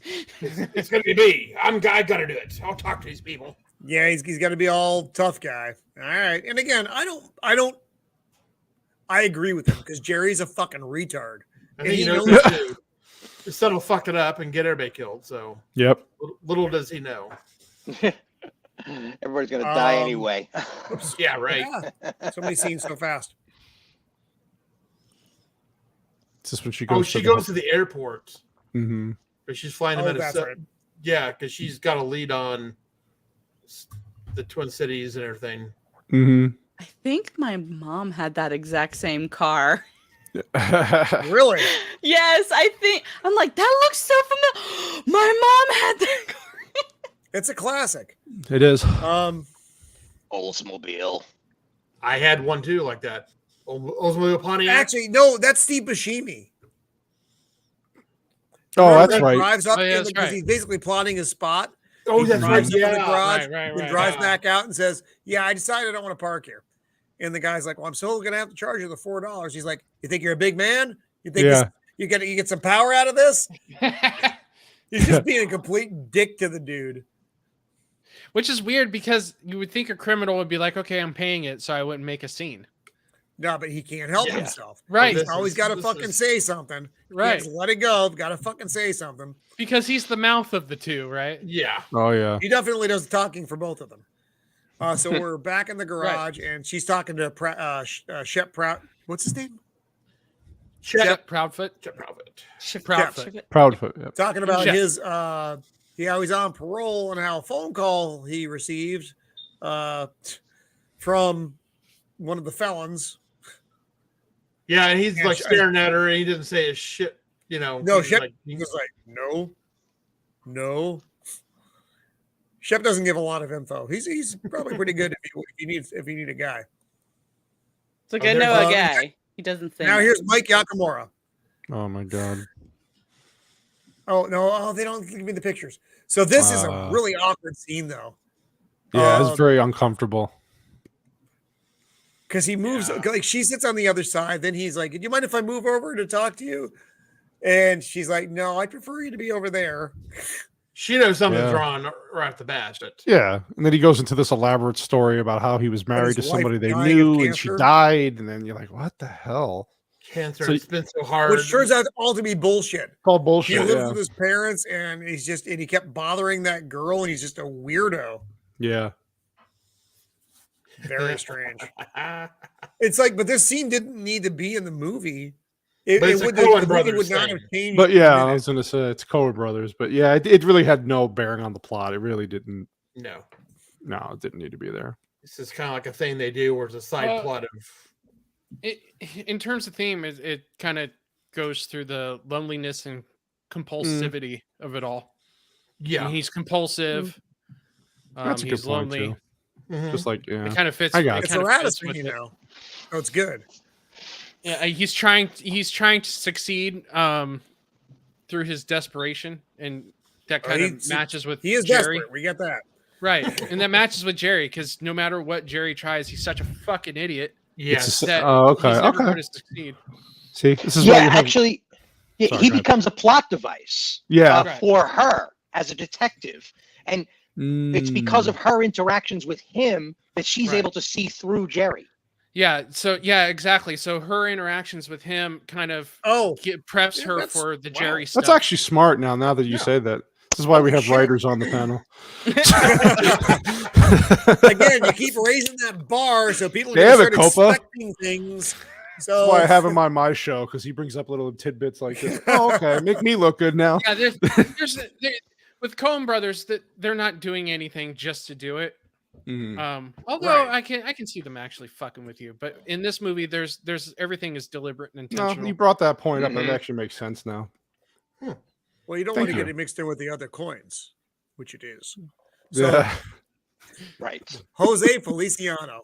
I was So gonna say, who is Steve that guy? Buscemi is with the- this scene is so fucking funny. It's great. Yeah, because it's her first time in the celebrity room. She's like, "Is it always like this?" He's like, "Well, you know, you never know." He's like, "You know, with Jose Feliciano, you got no complaints." Mhm. He said, he's like, "So, how do you get into your line of work? Do you like it?" And she's like, "Are you serious?" Yeah. And the waiter keeps ignoring him because he wants more champagne. Mhm. There she is. Look at that face. She's like, "Fuck! I wish I was literally anywhere else right now. Please kill me." That is the face of what have I done? Yeah. That is Get me out of here. I've fucking failed so many parts of my life. Now, is this Um, after he gets beat? So after Oh yeah, this, because yes. So they go back to some, I don't know where the Oh, fuck it yeah. is. Something cheap and you know, yeah, not good. And I Shep remember Proudfoot seeing- tracks him down, comes in and beats the fuck out of him. he takes the belt Kicks and her in the whips him, butt while she's naked, running down the Yeah. hall, which is funny. Mhm. and whips him with a belt He whips him. Oh yeah, he whips the fuck out of him. Yeah. because you fucked up. You got my name dragged in this. You fucking Yep. moron. I'm ready to say And- with her. It's funny because she's like, you know, working on talking about, you know, pay the bills. Come on, pay the bills. Trying to sweet talk him into getting done, and then Yeah, she's like, fucking finish, for God's sake. And is he on the phone with Jerry here? Or No, No, I thought it was with the father-in-law. Was it with the father-in-law? I think it was the father-in-law, right? Yeah. Oh, that's right. Negotiating. Yeah. yeah, he calls. he's Yeah, pissed. Yeah, because the father-in-law is not going to let anybody else touch his money. He's a self-made millionaire, right? So he's not Yes. going to Right. let anybody else handle his money or handle this business. Mhm. So I'm pretty sure that's the father-in-law. that's actually the opening scene. I think. Yeah, that's in the beginning. Yeah. I just keep doing that. So Here it now is. father-in-law is going to lose for the money, and this is just a clusterfuck and a half. Oh Because my god. he gets out of the car, and Steve Buscemi's like, "Who the fuck are you?" Where's Ginny? Where's my Ginny? He wants to see her. You're not getting the Yes, money. where's until I my see her." daughter? Give the money until I see my daughter. And of course, You know, Roman, you brought up a couple of times, like, how could Jerry ever get married and have a child and blah, blah, blah. The answer is right in front of you, and that's the incarnation of the father. there's a lot of gals out there that will marry against their father on purpose. Well, like that's they want a definitely against the man grain. that is nothing like their father on purpose. That's Jerry. Jerry. Yeah, no kidding. Fuck. And Jerry. is this the same Jerry that winds up being Jerry in Rick and Morty? No, that makes sense. Jerry. Actually, yeah, I He's- never thought about that. He's a ding dong in that show too. Oh my Yep. God. Ding dong. So things don't go well. Jerry shoots him, then he gets shot in the jaw, which looks really fucking painful. Oh. And then he goes and he unloads on the old guy. Hmm. So, but then he opens up the cash thing because he thinks he's only getting $80,000. Remember? Yeah. That's what the original Yeah. ransom was supposed to be. Except Jerry, had told him it was $1 million. So when he opens up, he's like, "The fuck." But his jaw is just a mess, and that looks really fucking wonky. Oh my god. He's going through the toll booth here, and the toll booth guy is like, That'll It'll be be $4. "Open the fucking gate." Of course, he shoots him anyway. Yep. And so this is a bartender telling a story about this little guy who was at his bar who, he keeps saying, "Yeah, we're up at the lake. I'm going crazy up at the lake. Do you know any girls?" You got And an he's like, action going on. This isn't that kind of place. It's a minor scene, but this is basically the where they get their info scene. Yeah. What do they call him? They call him a funny guy, a funny fellow. An odd looking Odd looking fella. I'd look at Yeah. fellow. And he says, in what way? He's like, "Yeah, pretty much the general way, just exactly." What the girl said, yeah. Jeez. I wonder how much of a choice it was in casting that Buscemi and the Jerry character kind of have this is the clean cut version and this is the criminal version, that there's almost a similarity visually between the two of them. I Well, they're wonder. both Because fuck-ups, they're both so yeah. complete Yeah. fuck ups. Yeah, but there's a visual language. I mean, the Coen brothers Mm. are visual directors. Everything One's is in the camera looking at it. One's a milquetoast, the other one's kind of an asshole, and Mhm. Yeah, alpha but it's dog. the and- same kind of wide eyes, almost a similar haircut. One's got some facial hair. I mean, there definitely is a visual similarity. They're both small, awkward dudes. Mhm. That much is certain. Are you trying to say that they're just opposite sides of the same coin, basically? Kind of. And once again, we're most of this show is about the detective's journey. That's why we're always with her. That's why we're discovering her husband. That's how we meet this guy trying to come on to her. Imagine she's hearing this story about this small, awkward guy, and she's witnessing Jerry, but she hasn't seen Buscemi yet. And how much confusion that would lay inside of her mind, right? Because she's not getting an accurate description of either man, but getting a description of both of them. Yeah, true. He's odd looking in the general way. And you get, but you do in this, you get another one of those great shots where Buscemi has the fucking, the satchel of dough, and he decides to bury it by a random fence post by the road. Mm-hmm. That is such a strange thing to do. I remember when he was looking at it, he just cannot believe how much money is there. Mm-hmm. He's finally Because made it. You know what I would have done if I'm Buscemi at this point? And this is where we don't necessarily agree with what Roman of the Empire would do. I would go back. I would shoot the fucking Russian. Yep. I'd probably let the girl Just take the know, money, yeah. and she doesn't see me. She has no idea what I look like, and it's over. That's it. I got Yep. my money. I got my car. Russian's dead. I got no fucking problems. Yeah, But I mean, is it in the show? Is it in the movie as to why Buscemi would do that? Why he wouldn't have done that? Is there some sort of an ethical Because he's a code where fucking he's idiot, dude. That's why So- he didn't do it. He's a fucking moron. Yeah. okay? Just So stupid. it's a comedy of errors. That's basically this, and several other of the Coen brothers movies are a Yeah. Yeah. comedy of errors, bad These decisions leading to more mistakes. right? Yeah, By people that are exactly. Jerry's totally the thing. unprepared for the situation. Yep. I mean, Big Lebowski is like almost poignantly written that way, where Mhm. nobody is capable. Nobody. Right. She's eating the Hardee's. Again, always eating. Well, she's Oh, pregnified. That's true. That's So true. she's in the office with him now, and this is when she's asking him more specific questions. And he gets really freaked out and he runs out. I'm cooperating. I'm telling you, I'm cooperating. I'm answering your questions. I've answered your questions. And at the beginning, he's like faking VIN numbers to fax to the bank Yes. to buy himself more time. Because now the money's gone. His father-in-law's dead. He's 100% fucked. She's like, I'm just doing my job, sir. There's no need to get snippy with me. Fine, I'll go out and I'll get the numbers. Gosh darn it. And he puts on the hat. He puts on his, his Arctic clothing to go out there. And then she's just looking around the office while she's waiting. And then she just sees him drive by the window. He's fleeing the interview. He's fleeing the interview. He's trying to dial the number on the phone. And How do I get an outline? yeah. Like running around the office. Oh God. And now he come back. He's got a full suit on. He's got a full suit on. He's got a full one on. Of this fucking thing. Where did he get that? That looks really comfy. I'd wear that to the Starbucks. He's wearing a cross though. What the? Yeah. Well, what is that? Is Russian that like a Playboy Catholicism beer it's koozie too? It's a totally I different mean, mafia venue. members were known for wearing crosses too. So I mean, That is true. Yeah. Is that a What? beer koozie, or is he It's just different look when at our that. people wear them as sitting opposed in to when a- the weird Russians wear them. It looks like Or is it sitting in a mug? Yeah, it just looks like it's sitting in a mug. Yeah. Yeah. Oh, Vex, it's got a handle. Yeah. Vex asked What whether or the not we watched the fuck's going TV on? show. Has anybody seen the Fargo I have TV show? I've Oh, yeah, never I've seen seen this. I show. haven't. Yeah, I I have watched the not show. It's seen it. great.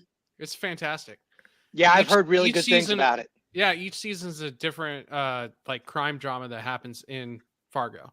The first one's with Billy Bob Thornton, right? Yeah. Really? I love I Billy got- Bob Thornton. I've seen clips of it. I got to check it out, though. Yeah, it's Okay. great. Okay. So we got a big jump there. So Yeah. Steve Buscemi comes back and he's like, okay, here's your half. 40 grand right here. And he's like, and he's like, you take my truck, I'm gonna take the car. And he's like, no, we'll split the car. He's like, we can't split the car. How do you split the car, you fucking idiot? He's like, one of us will pay the other. He's like, I got shot. I went and I got the money and I got shot. And he shows his gun off. He's like, do we have a He already problem? killed the lady. Do we have a problem? And he's like trying Do we to, square? Yeah. And again, this is where Buscemi's character is a fucking idiot. I would not have walked out of that fucking cabin. Not with this guy. My gun drawn. One. I would have been like, fine. Okay. I'll take Yeah. the truck. Yeah. Because once the Russian guy turns his head to look at him, you you pretty much know it's coming at that point because it's the end of the movie. You're like, it's okay, like, uh-oh. uh So he oh, comes, but then he opens the door and he doesn't shoot him. He comes at him with a fucking the axe. fucking and axe, just- and Yeah. that Right hat into on. him. It's Then like, Buscemi it's is like, another Yeah. Well, very in all disturbing fairness, Buscemi's character was shot in the face, right? He True. just came through a massive adrenaline rush from a bullet wound on top of resolving a hijack or a kidnapping affair. And then he comes back to this guy, and this guy starts stirring him up again. His body must be like on the brink of collapse at that point. So he's not thinking straight at all. He's barely thinking about clearly. survival. Yeah. Clearly, he wasn't because he didn't make No. it. No, he didn't make good decisions. Again, No. a lot of this movie is not making good decisions. And But I that's like how like they most movies. The Coen Brothers are about making bad decisions. Oh yeah. I like how they show the last shot of the wife is just her feet. Yeah, she's just laying there. Oh, she was shrieking. That's what he says. Why did you do that? She was shrieking. And you're like, okay. Fair enough. Typical. And then Frances McDormand, Margie is driving by. Because she's on her way back now to Mhm. wherever it is she's from, and she's Brainerd. just Brainerd, Brainerd. Brainerd, that's it. Brainerd, yeah. And she'll check around the lake from the info that they got from the dude, and she sees the car. She's like, "Oh, it's my car! It's my car!" And then she pulls up to the fucking shit shack while this is going on. Oh, Yeah. God. Ah, yay! Chippy the wood chipper makes an appearance. It's like, oh my god! I guess that's your oh, actually, she didn't say it here. It's when they were in the squad car in the way back. I guess that was your accomplice in the wood chipper And there. the wood chipper, eh? Yeah. Oh man. Oh, that And once doesn't- again, she's not There even it is. rattled by this. No. Yeah, there's a goddamn foot. He's like grinding a human leg. Yeah. Yeah, She's she's just like, standing there with "Yes." her gun out, like, okay. I love the fact that the little detail where she points to her badge on her hat. Yeah. Yeah. to Cop. notify that she's a cop. I just love that little detail. I don't know why that's always stuck in my head, but And he turns to it's- run. Yeah. Yeah. yeah, All right. He's running across the lake, he's fleeing. and she's actually He's a really fleeing good the shot interview. here. Fleeing And the arrest. this scene is the one that reminds me a lot of No Country, though, Oh yeah. where she's talking Yeah. to him.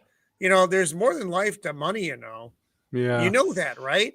I just If don't get it. people are dead, and Yeah. for what? Yeah. I just don't understand it. And it's such a beautiful day.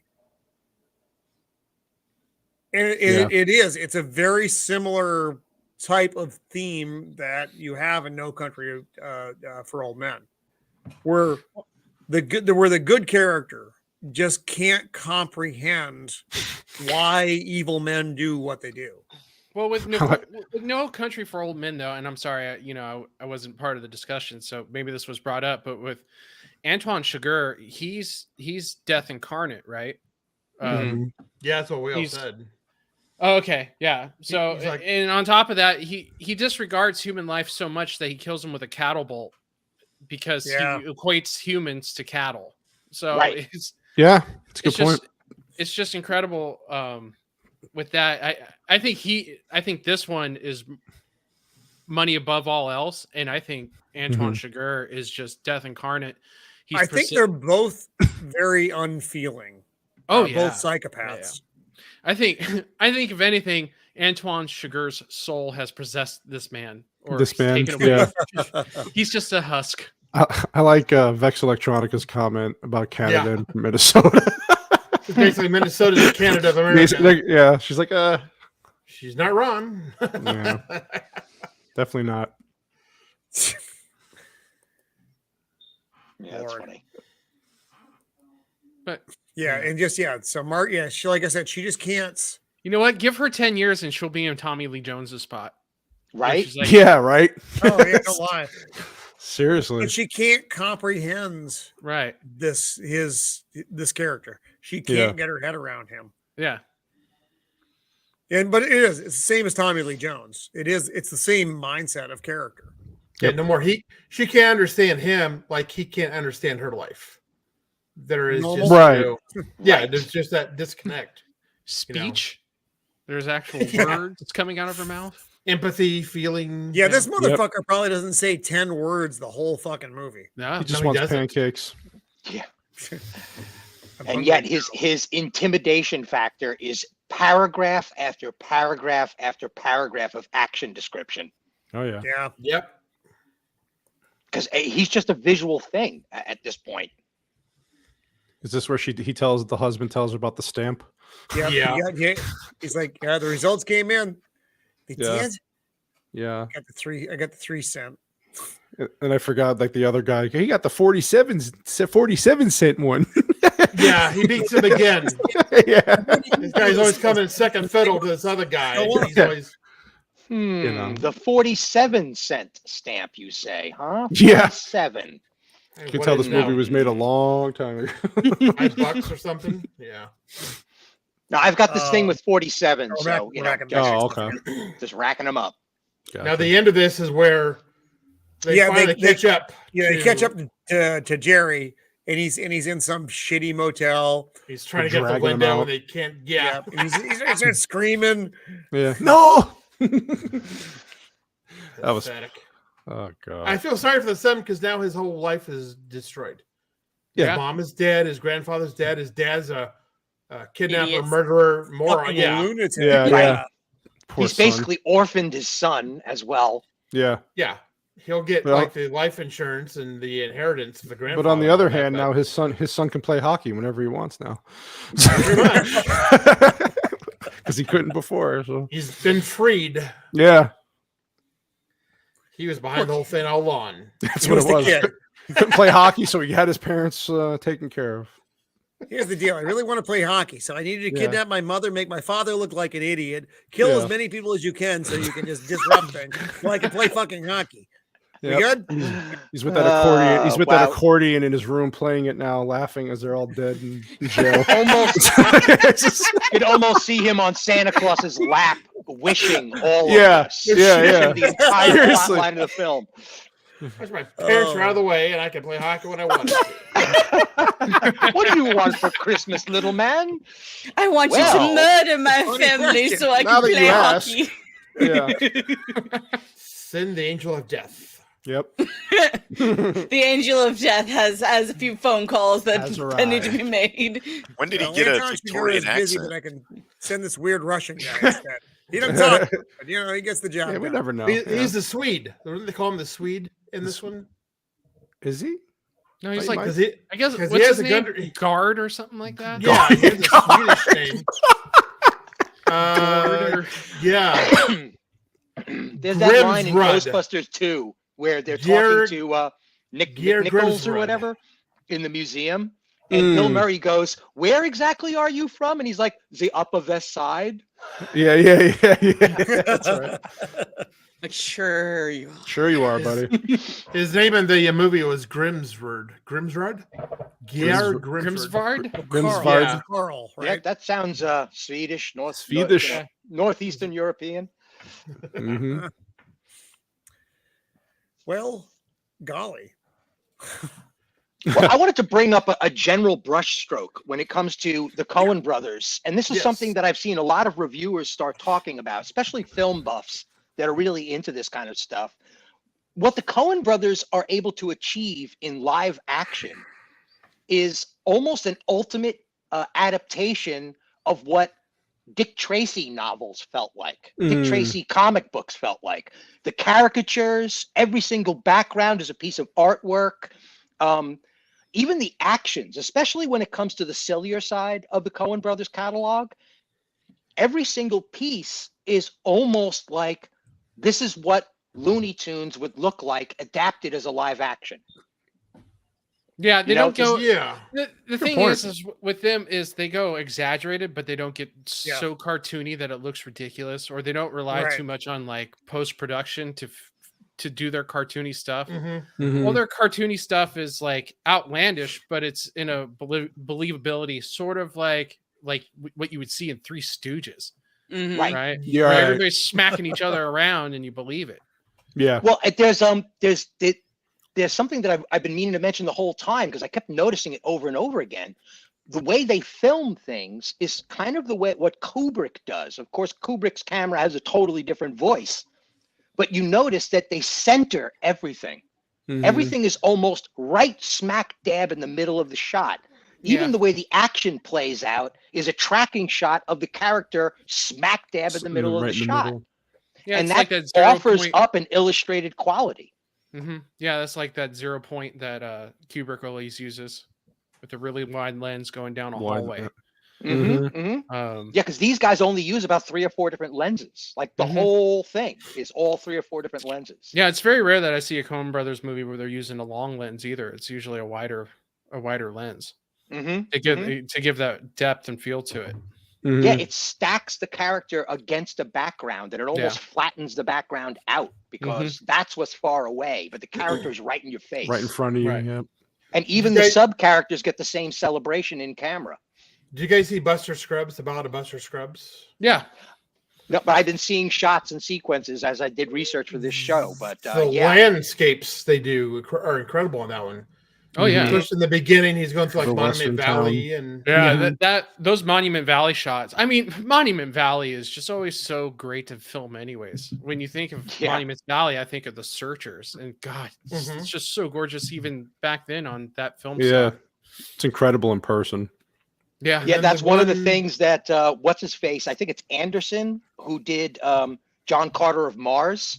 He Yeah. specifically wanted to film in Monument Valley because he said it just spoke. He always wanted to film there, so he designed his production so Yeah. that they would film there.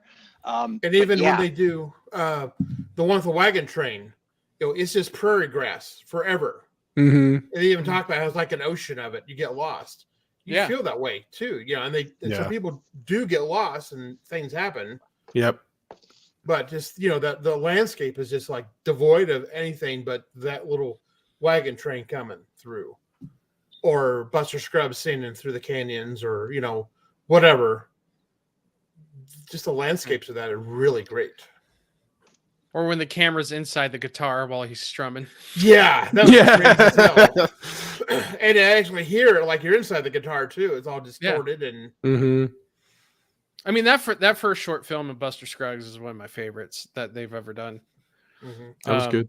Yeah, that collection of short films is pretty rock solid. I think there's only one or two where I was just like, I'm not feeling this one. But overall, wasn't it on Netflix? Was it? Yeah, it's it Netflix. Came on Netflix? Yeah. It was on Netflix. I thought so. it's really worth it. The Tom Waits one good. is really good too. The Miner. Oh yeah, the Miner. Yeah, one that was really a good one. The bank robbery one was good. I got to rewatch those. Yeah, I love me a sequence of anthology. I love me an anthology. That's a good Especially one. when it's internal to a feature film. It's Yeah. really, it's just so pleasant to watch. I don't know what it is Western. about it. It's all Western, and you get the feel of it, but it's totally got the Coen stamp on it for sure. Oh yeah. Mm. They do not end well. Oh yeah, Burn After Reading. I just watched tonight. That is hilarious. Yeah. I actually haven't Yeah. seen that one. Oh, Oh, it's a good. really fun It's movie. good. that's funny. It's been a while, but it was a good J.K. movie. Simmons. Yeah, it's Yes, not one of their yes. best, but it's one of their funniest. Yes. It Mhm. just I would say. him repeating it over and over and over again. I've got the clips saved. I have a playlist of clips of note, and one of them is several copies of the same clip of the Russians. Yeah, Yeah. The Russians. She wants to Right. talk to the Russians. But It's like that's- he's baffled. He's just like, what century is she in?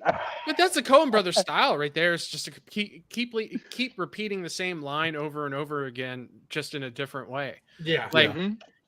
when you find a stranger in the Alps, you see what Yeah. happens, Larry. You There see we what happens? Do you see what happens when you find a stranger in the Alps? Like Simmons is Berating. going through. It's like, is that everybody? Well, there's still the woman. Oh yes, I forgot about her. Where is she? We got her. We have her. What are we gonna do with her? Yeah. My favorite part and most shocking part of that movie, and I don't want to spoil anything, but anybody who's seen the movie knows what I'm talking about, is when they find Brad Pitt in the closet. Oh, dude. I died laughing for some reason. Mhm. Because Love that moment. it's so sudden, and it So That was sudden. look like, over on the his top. face when they Yeah. open the door. Yeah, He's like, God damn, I would Yeah. have done the same thing to him. ouch. it's one of those screams that Roman was talking about when Big Lebowski. Oh yeah.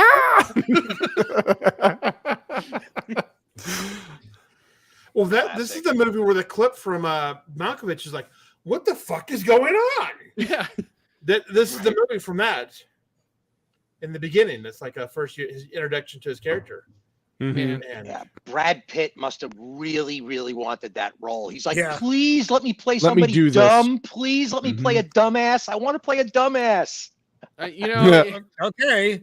if the Coen Brothers were asked at that point in their career, if they were asking me, any role, please, for the love of Yeah. God, put me in the Go on. background at least. Yeah. Yeah. Tarantino, I'm sure, experiences exactly the same thing. I'm sure Hitchcock experienced the same thing during Same his thing, run too. as well. Mhm. And Hail Caesar, in the very end of the movie, you see a individual. It turns out it's Dolph Lundgren. Yeah. Yeah. In the when he's together with the socialists, right? Yeah, Yeah. Tatum character he picks up. Yeah. That's him. He had a longer scene, but they cut it down. He almost got deleted totally, but he's there. You see him a little bit, and he was like over the moon by the fact that he got to be in a Coen movie. Why not? That's awesome. Just that He's an extremely intelligent individual. He has a Yeah. bachelor's in chemical engineering. Yeah. Yep. Yeah. He's a smart man. He's also Yeah. he's an expendable too, so he's a man of Yeah. many talents. He also killed Apollo Creed, but That is true. We're not We going don't to talk give him about for that. that. We're not going to talk. I'm about sorry. I Lord. think there's something awfully sus about a guy that's into bodybuilding that's also a chemical engineer. I find Yeah. that very suspicious. What are you Interesting saying, connection. Stephen? What are you alleging? Nothing. Maybe for No. body cream. Maybe he's really, really good at body cream. Who Uh-huh. knows? That got so weird. But I saw Hail Caesar. Saw Hail Caesar last night, and that's one of my favorites. The studio fixer guy is based on a real man Mm-hmm. who, in real life, was a real total bastard. Mm-hmm. Mm-hmm. He was like mob level, like he just beat Yeah. people and didn't care. Yeah. Like, Right. he broke his own wife's back and put his mistress in the hospital several times. wow. And Wow. He was like a fixer, like you're going to do what we tell you, or you're not going to get out of Or this room else. alive. Yep. They You still know. exist too. The Hollywood fixers is still a thing. You know, Doesn't I've been surprise me. watching this one, the Scottish girl. She's reacting currently to the entire run of the Marx Brothers, and Okay. I had first of all, she's just tickled pink by those Marx Brothers. She's in love with every single one of those boys. She's constantly talking about, I don't know what your name was, Mama Marx Brothers, but you raised some beautiful boys. She loves them. But I forgot how often whatchamacallit, Harpo gets beaten with a stick. I mean, beaten like on Yeah. camera, like Mhm. ouch! Oh, yeah. Wow, they're really yeah. hitting him. So there must have been guys like that back in the day that would come into a studio and just be like, "Get your ass off this set!" and bang, bang, bang, bang. It's like, you know, what were the regulations back then? You know, Mm. Were there? There were none, yeah. The Little Rascal shows in the 30s, they had those kids working at 4 a.m. or something. Right. You know. Yep. right? Yep. Yeah. Could you imagine? Yeah, you know what? I take back my thing about Easter eggs because the kid that played Alfalfa was a huge prankster and everybody hated him on set. So when Jimmy Stewart in It's a Wonderful Life tells Alfalfa to stop hassling people in the pool sequence, he may actually be laying an Easter egg as to this guy's whole career. Because that's like pretty much the last time he does a professional Does shoot. that? Oh, will you stop bothering people? Yeah, and he's like, "Oh, I'm sorry." Hey, Yeah, that guy got murdered too. They grew up. Mhm. What?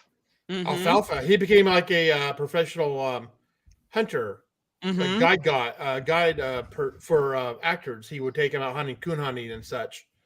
And he got into an argument with some guy about a dog. The guy owed him money on a dog. Ended up getting shot over it. wow! You know the Coen Yup. brothers should do his life story. It would totally Right, work well, as a movie. Ending. The funny thing, like we were actually kind of talking about this, me and some people, we were watching the 90s Little Rascal movie, and it kept being brought up like, yeah, did you know that Alfalfa actually like murdered some? We were like, what?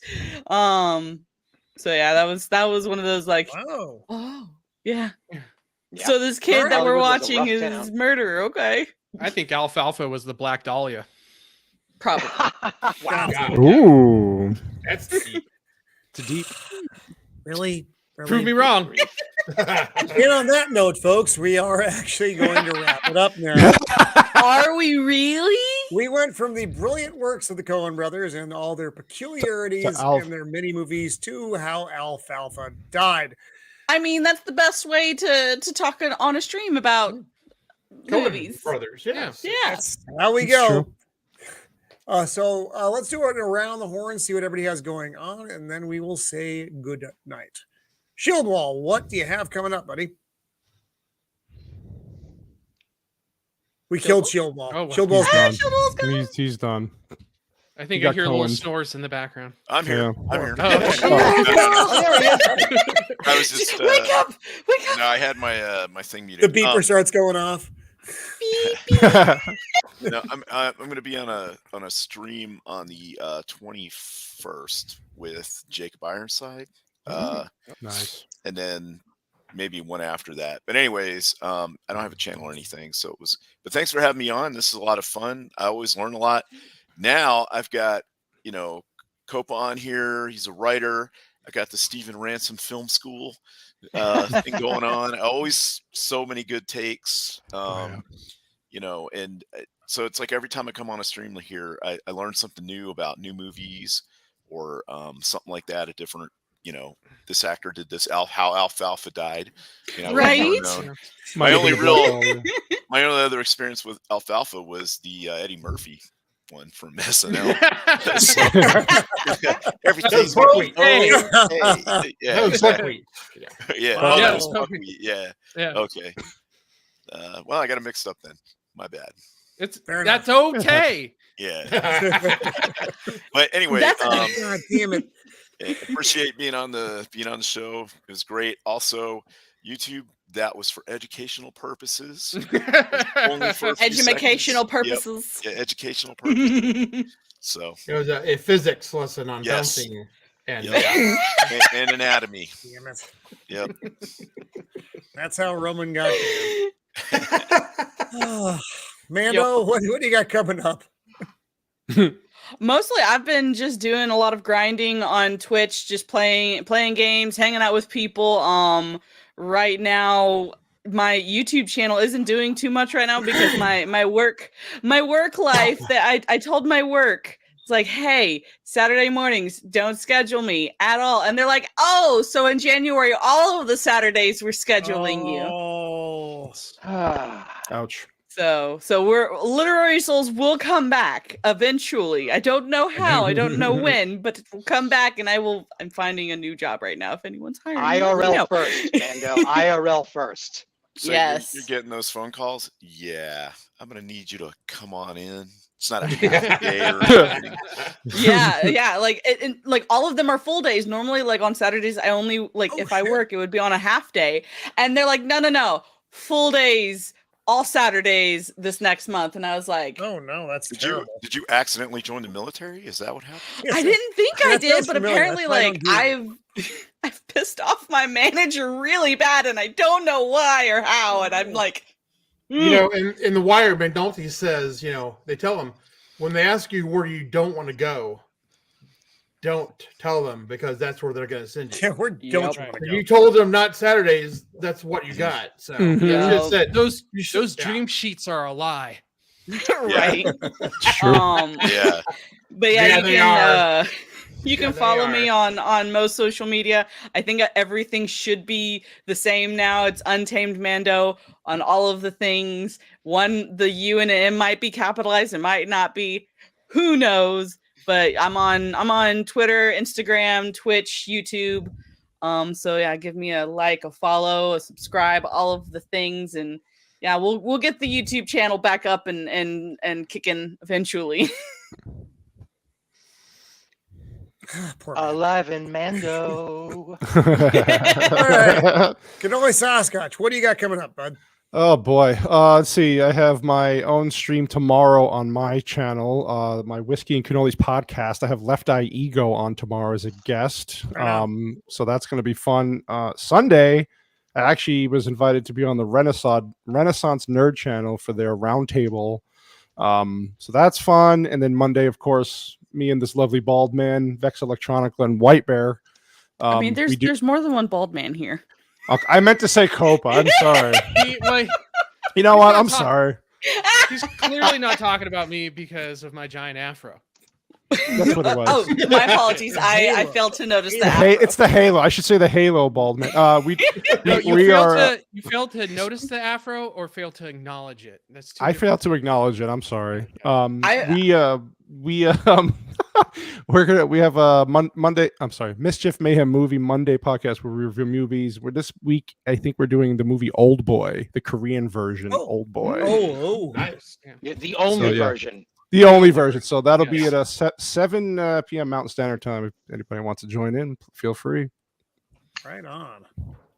Blair de Blair, what do you got coming up, buddy? Next week, me and you are going to join Jacob Ironside to talk about Star Trek 6 Yes.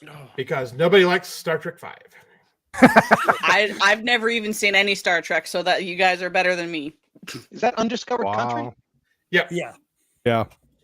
Solid piece. And Mando, Solid piece. what the absolute Yeah, What? I was a Star Wars fan. I was told that you were either a Trek fan or a Star Wars fan, and Star Wars was first for not me. mutually exclusive. You I guys- didn't know. That's what I was told. You're growing out of up. your depth, Mando. You're out of your depth. I am. It's not how this works. No, I didn't know. I'll have to tell my friends. I'll call up all of my friends from elementary school. So you all are liars. They all lied. Steven Ransom, what do you got coming up, buddy? Nothing actually. This is I've taken a kind of like an intellectual and spiritual sabbatical from all of this, and this is really one of a handful of my first venues back Yeah. into it. Nothing wrong with all of this streaming stuff, but I got myself into some drama, and it affected me, internally far too much. So I kind of took a step back to see where my head was at with how invested I really wanted to get in this if I was going to get so emotionally distraught over some silliness. So I'm taking it one step at a time. I really enjoy doing this. I keep hearing back from the people on the panel and the people that I do have a voice. It's certainly appreciated that that what I say is actually not falling on deaf ears, which is awesome. And I'm bumping into guys like, Copa and Sasquatch, and it's just, there's so many new faces out here, and God, Shieldwall, I can't believe it, man. You're actually doing it. You're going all the way. You're going to be on a stream, invited onto a stream to co-host. And you were running the chat. I mean, you and Roman got some stuff going on over here too. You're doing it, man. I'm really, really happy for you. That's awesome. Keep going. But yeah, for now, occasionally I will appear and interrupt all conversations with my alfalfa stories. Yes, do it. Do it. Glad to have you back, Stephen Ransom. We are glad to have you back. Definitely. Glad to see you again, friend. The angel of the panel, Copa. Glowing being. What do you got coming up, brother? Well, other than my church ceremony, Pastor Copa. Yeah, I just released a review yesterday of Bahubali, the Indian epic historical action film, and they have 2 parts. So I did part 1, and I'm reviewing part 2, and that will be dropping next week, Wednesday. I also have a show with the beautiful CannoliSasquatch. He's right up there. Yeah, he's right yeah, there. right here. Yeah. Well, you That know, works. we The one do this without a the lot. afro. We do this. Yeah. Yeah. Well, I'm sorry for Blair de Blair about my afro getting in the way of his beard. His lovely beard. Actually, if I They did blend this, together. It's Ooh, I like it. yeah. So we got The that. memes. breaking I the could fourth just see wall. the The memes coming. angelic beard hair. My beard afro was is actually glowing. beard It's glowing. hair. Wait, Yeah, I like I just that. want to do a bug-eyed version, like. There So you go. no, I have that, and also, if you guys didn't know, I don't know if this was promoted earlier, but I also have a book out. It's called Why Not Wichita. There's my name, and you can find that on Amazon, and that's it. Yeah, your local Amazon store. Is that a flying saucer? Is that an intentional flying saucer on the cover of the book? Yeah, sort of like that, but when you open it up, it also looks like eyeballs. Oh, there you go. They I are designed it watching. myself. It was horrific, and that's why I got an artist for the next one. Nice. So that's what it's a first part of a 3-part series, and it's Nice, out on cool. Amazon. Yeah, Congratulations. awesome. Thank you. That's all I got. And just to say really quick about your camera and the lighting behind you, just to let everybody else know, do you notice how golden and fleshy his face looks because the camera is compensating photonically for the light behind him? Well, So he he's is getting super. this nice balance of depth behind his head. Well, he is So are supernatural. you saying that I'm pasty white? Like, I oh look my I'm just God. saying it's a technique that you could use. And I know that Zax does this a very similar thing where he's got a backlight and then the camera compensates with that amount of light. Well, Copa being in the industry would know that and not tell everybody else. I appreciate that, Cheers. Copa. No, this was just on Thanks, buddy. accident. Yeah, sure. See, no, I'm Unplanned. just pasty white. Even if the light, if the light I was look like a behind me, I fucking would fish definitely belly look up even here. more like Casper. Well, I'm in Puttyverse over here, so who's complaining? And that's it. That's how it ends, folks. In There you go. absolute chaos, like it always does. I'll be on with Father Miller if he's doing a stream tomorrow at 12 Pacific Standard. PJ maybe at 12 Pacific Standard on Saturday, and then with Jacob Ironside on Tuesday. Tuesday. Tuesday at, again, that's 5 Pacific Standard, where we'll be talking about Star Trek VI, The Undiscovered Country. And that'll be, I think, a close to all the Star Trek stuff that we're going to talk about for a little while, at least, until we start delving into the original series. So thank you very much for the panel members who have been here, and Flaccid, who showed up earlier. You guys were fucking magnificent. This was a really great show. I very much appreciate you being here. And everybody brought something very unique to the table. Your perspectives were all fantastic, with the weird topic that is the Coen Brothers. So thank you all very I much. once again You're brought welcome. the femininity to this panel. I just want to thank everyone. It's Very important. true. It's important. Well, I can't get that from Blair de Blair. It's the Ugh. Everybody go watch True Grit. Twice. Watch it twice. The John Wayne version. Excuse Oh, that's you. fantastic. Excuse you. And thank you very much to the chat who hung out with us through the show. And if you're watching it on the rewatch, please like and subscribe to the show. We do appreciate it. So all that being said, thank you for hanging out with us. We talked about the Coen Brothers and all this mischief. You're all fantastic. Be kind. I suck. Ah. But